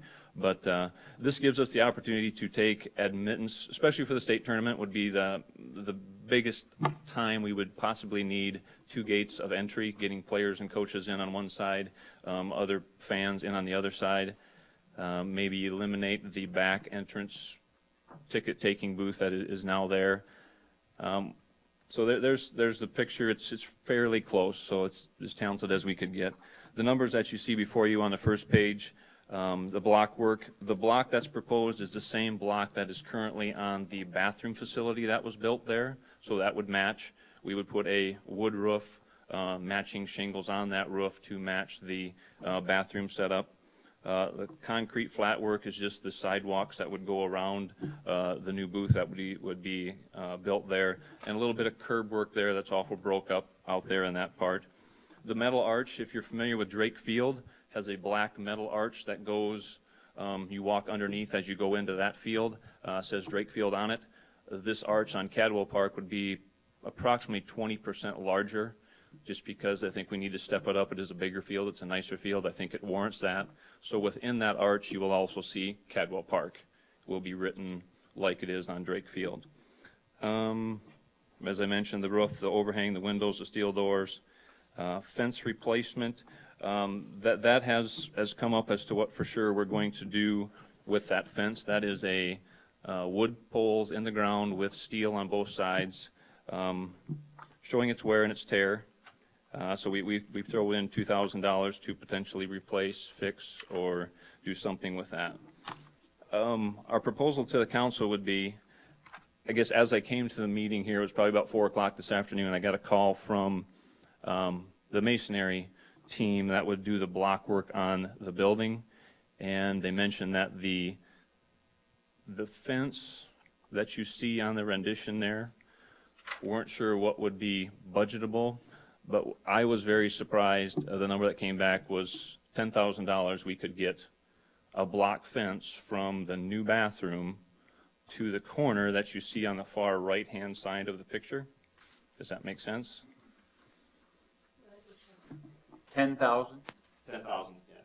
This butts up to the new banking facility that's there, and from that portion over to where this corner would be, this corner heads south down toward the bullpen. So this portion here could be the same block that the bathroom's made out of, and that the ticket booth would be made out of, and it would stop right here. So your total cost estimate then would be $28,000. Yes. You have $2,000 for the fence. Yes. And I would want to be with I'm in the building industry myself. I would say that this project is probably going to be 28 to 30 at the tops. And I would approach the council for their assistance with that. You know, we built the second sheet of ice and the hockey people kicked in $500,000. And a few years ago, the tennis folks wanted lights and improvement at Hitchcock, and that was $25,000, and they pitched in half. And our policy has basically been, if you come up with half the money, we'll come up with half the money. What's the thinking along those lines? Our thinking would be exactly that. If we can come up with 15, would the council go in 15? We at this point in time today, right now, know that we have 10. We have 10. With the pleasant surprise we got with the block price, if we could come up with 15, would the council be willing to go in for the other 15? If we can't, could we count on the 10? We have a state tournament coming up this year. We have the Telecom money was 5,000. The baseball association is the other five. Yeah, excuse me. Yeah, we're kicking in the other 5. Sorry. So does this improve control, or is it just more the aesthetics of it? It's aesthetics and function. I mean, just maybe a little control. Yeah. Or you got 2 gates versus 1 for entering or exiting, or like they said, player gate, which they have to keep a separate person over, and we obviously don't build it just for state tournament, but we do have to have a separate individual manning the player gate as they come in and out. So if we approve this, where's the money come? That's a good question. That's what we got to figure out. Yeah. What sort of, maybe you said this and I missed it, what sort of time frame are you looking at? We would like to have it done this year. Mitchell Telecom has awarded us that award, so they would like to see something accomplished this year. Depending upon what happens here, I've talked with Chuck Jones, runs a lot of that Cadwell operation out there, and actually we went in front of Dusty, you're here, talked to the park board. We got on the agenda late, so they couldn't officially vote on it, was my understanding. He may have some comments, good, bad, or indifferent, on what they may have talked about afterwards. We really didn't discuss it much afterwards, but I just wanted to let you know that the park board has reviewed this, and there was no opposition to this. They were in support of the project. Where, Dusty, before you go, where are you budget-wise as far as any money? For 2014? No. It's contingency, Dave. We, during our budgeting, we typically in the past have put in $100,000 for contingency, and some years we don't even come close. Other years we go ahead and or, we have to. This, if I remember right, this last year's budget, we did put in $200,000 for contingency, and I don't know. Does that sound right, Cindy? Yes. Okay. Have we gone into it? Yeah. We were in and out. We had the. What was that? No, we did the rooftop units at James Valley.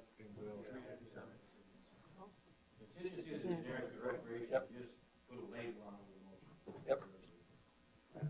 You know, for myself, I would be willing to front the 30,000 and expect 15 from you. And you know, if we got the 10 right away, I mean, I'd be willing to wait for the other 5 over the course of the season or the year or whatever, just to be able to get it done before baseball season really hits. And speaking for myself, as I mentioned, Chuck Jones talked to Williams, I guess, give us the block price. That was, he said, let me know what happens tonight, then he can for sure get a concrete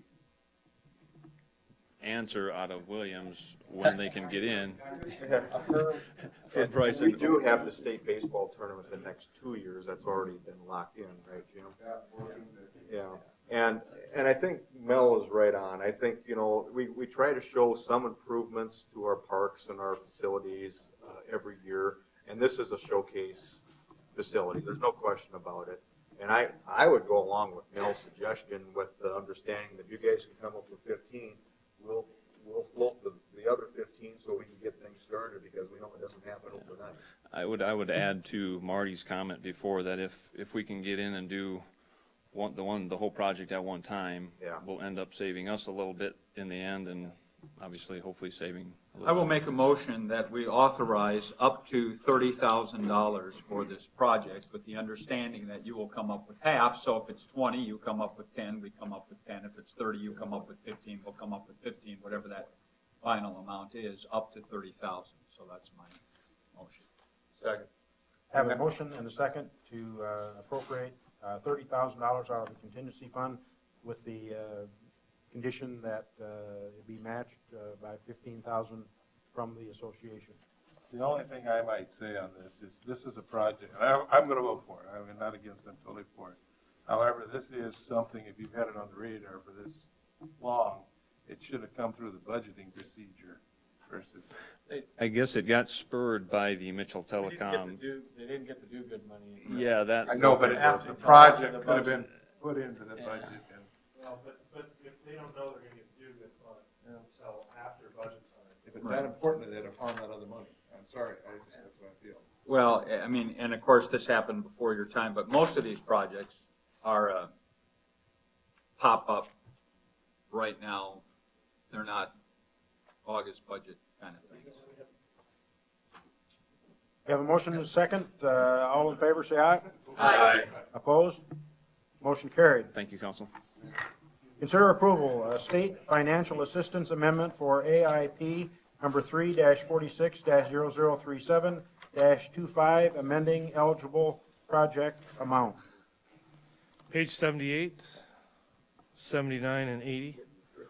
This is for the SRE building that was built out to the airport back in 2012. The project ran over $1,634.26. So they went back to the FAA and asked them if they would revise our contract to where they would capture all of the extra costs. So they have done that, and this is an agreement basically required by FAA for the city to sign off on it. We have already received our money, and this is approved by the FAA August 14, 2012. So it's just a process of closing it out. Second. Motion second to approve the agreement. Any further discussion? What does SRE stand for? Not sure. It's a building out at the airport. To house the snow removal equipment. Snow removal equipment building. Yes. SRE. There you go. Oh, that makes so much sense. Okay. I've been doing a lot of sitting. All those in favor say aye. Aye. Opposed? Motion carried. Consider approval, Spruce Street certification P369802, PCN 02FG, the right-of-way certificate, utility certificate, and bid letting authorization. Okay, Spruce Street. This is between Ullman and all the way all the way to Raleigh Street. The first sheet on page 81 basically shows estimated cost of $1.5 million. This is using all of our STIP funds that we currently have.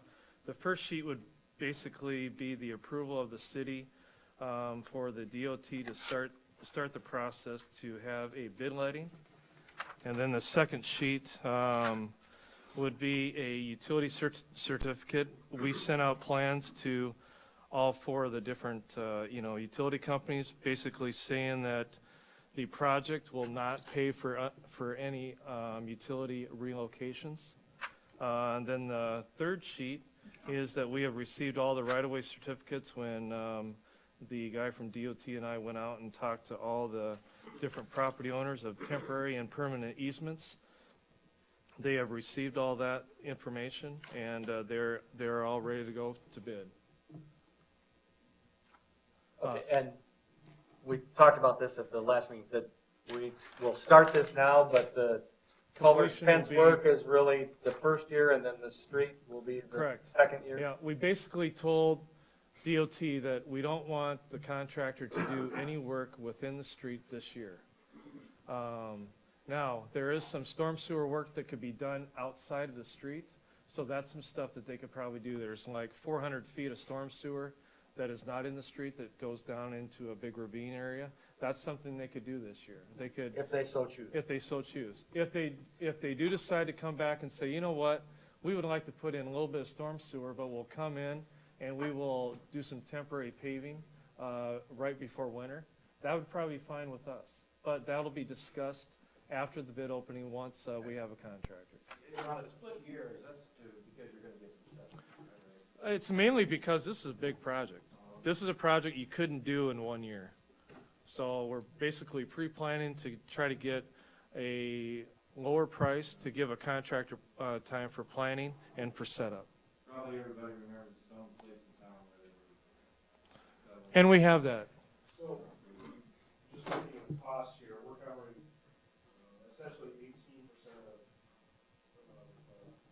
all the construction costs, and we've got to cover the cost of the easements and utilities as well. Am I correct in that? No, basically, federal share is 81.95% and state share is 18.05.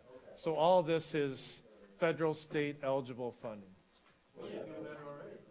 So it says all non-participating costs would be paid for by the city. What would be an example of a Non-participating would be any utility relocations, but we've been telling the utility companies that if you need to relocate your utility, it's their dime.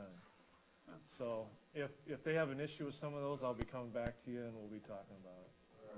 But for right now, all costs are DOT federal money. We get about $500,000 a year on money that goes towards these projects. So this is going to this project, which we've been saving up for years, and then also the next project, which is Fifth Avenue. I would move to approve. Motion second to approve the certifications. All in favor say aye. Aye. Opposed, motion carried. Consider approval Fifth Street certifications P3 69901 and PCN 01DA. Right of way certificate, utilities certificate, and bid letting authorization. Motion second to approve the Fifth Street certifications. This is the same concept. Same concept. I do got one comment. When there are some costs that the city will have to pay for, and on the last project, we have to lower some water main, okay? That water main cost, we got to lower some water main because we're going to lower the street. Those water main costs have already been budgeted, and those are money that I rolled over because we're going to do this last year. This project, we're going to redo all the water and sewer, and the storm sewer is actually money that is paid for by the project. But the water and sewer, we have budgeted, and that's money that I rolled over from last year into this year. And this is this summer project. They're gonna do a May bid opening. So we're hoping to start June, and then our completion date is in October. So this is a this year project. And Fifth will be closed. Will be shut down for the summer, including Fifth and Main parking lot. There's no way to access Fifth and Main parking lot from any place. The only way to access Fifth and Main parking lot is by car is from Fifth Street. The alley's got a curb all the way along the alley.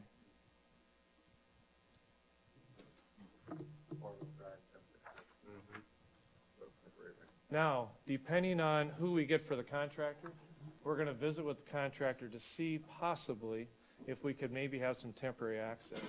But we don't want to add it to the project because all it's going to do is add up the project cost. But we will talk to the contractor once we get him in to see if we could get some kind of temporary access. It wouldn't be for maybe constant in and out traffic, but it might be for an event like the farmers market or the Corn Palace Week, different things like that.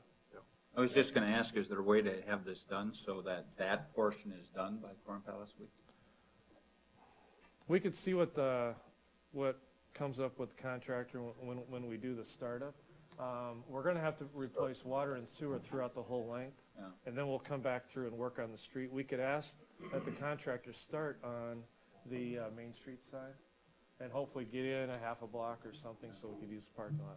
We are not going to change the grade on any of the curb on the Fifth main parking lot. We're just gonna change the grades in the street and on the other side. Because being we redid the Fifth and Main parking lot a couple years ago, that's all good and it's gonna fit our design. I'm just thinking for Corn Palace Week, it would be nice to have Lawler and Fifth. Yeah, and we will. We really use that Yeah. for Corn Palace. We utilize that. We're gonna utilize it again this year for entertainment that's coming up. Well, I'm just thinking for Corn Palace Week too, I mean, if you can't get across Fifth Street on Lawler and Main Street is closed. Main Street, yeah. Because of Corn Palace yeah, Week, you know. Yeah. I mean, I don't know. I mean, they gotta start at one end or the other, I would think. But We should be able to get temporary crossing across, across Lawler, for a temporary time, for an event or something like that. We'll just talk to the contractor and see what they could do with us, so.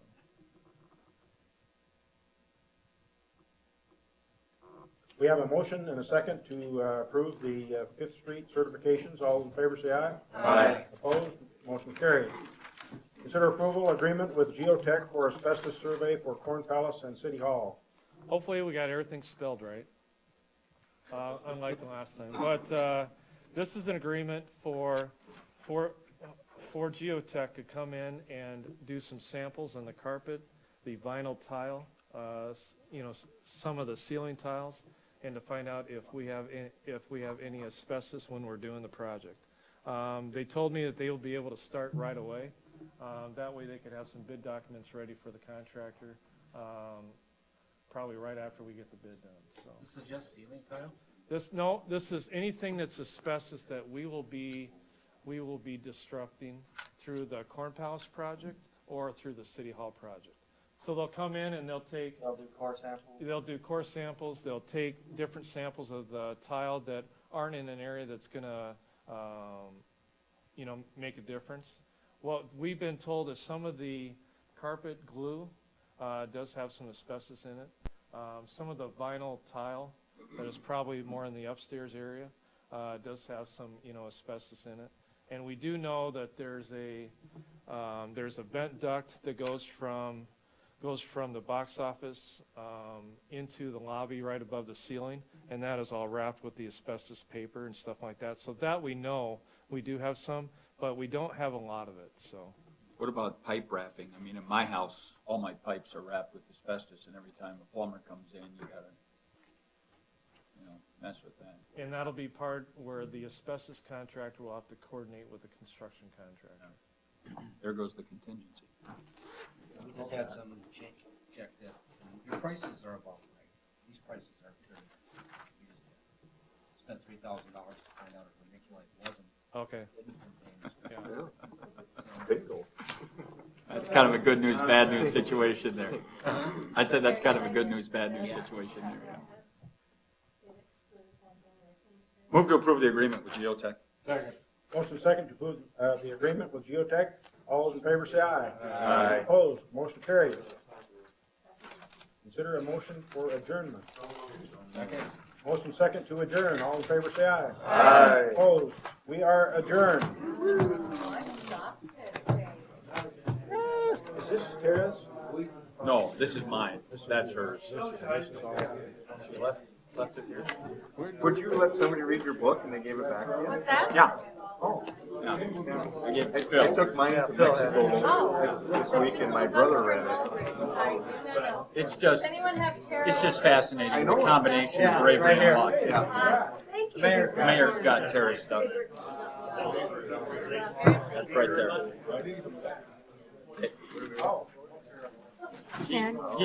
He's coming for it right here. Sit it there. Yes. It drives me crazy. I realize Doug's hard. What are we doing with that? He's He You're wanted to looking at take this like it. it's a contract written in law. You're the owner? The part I got is that I think.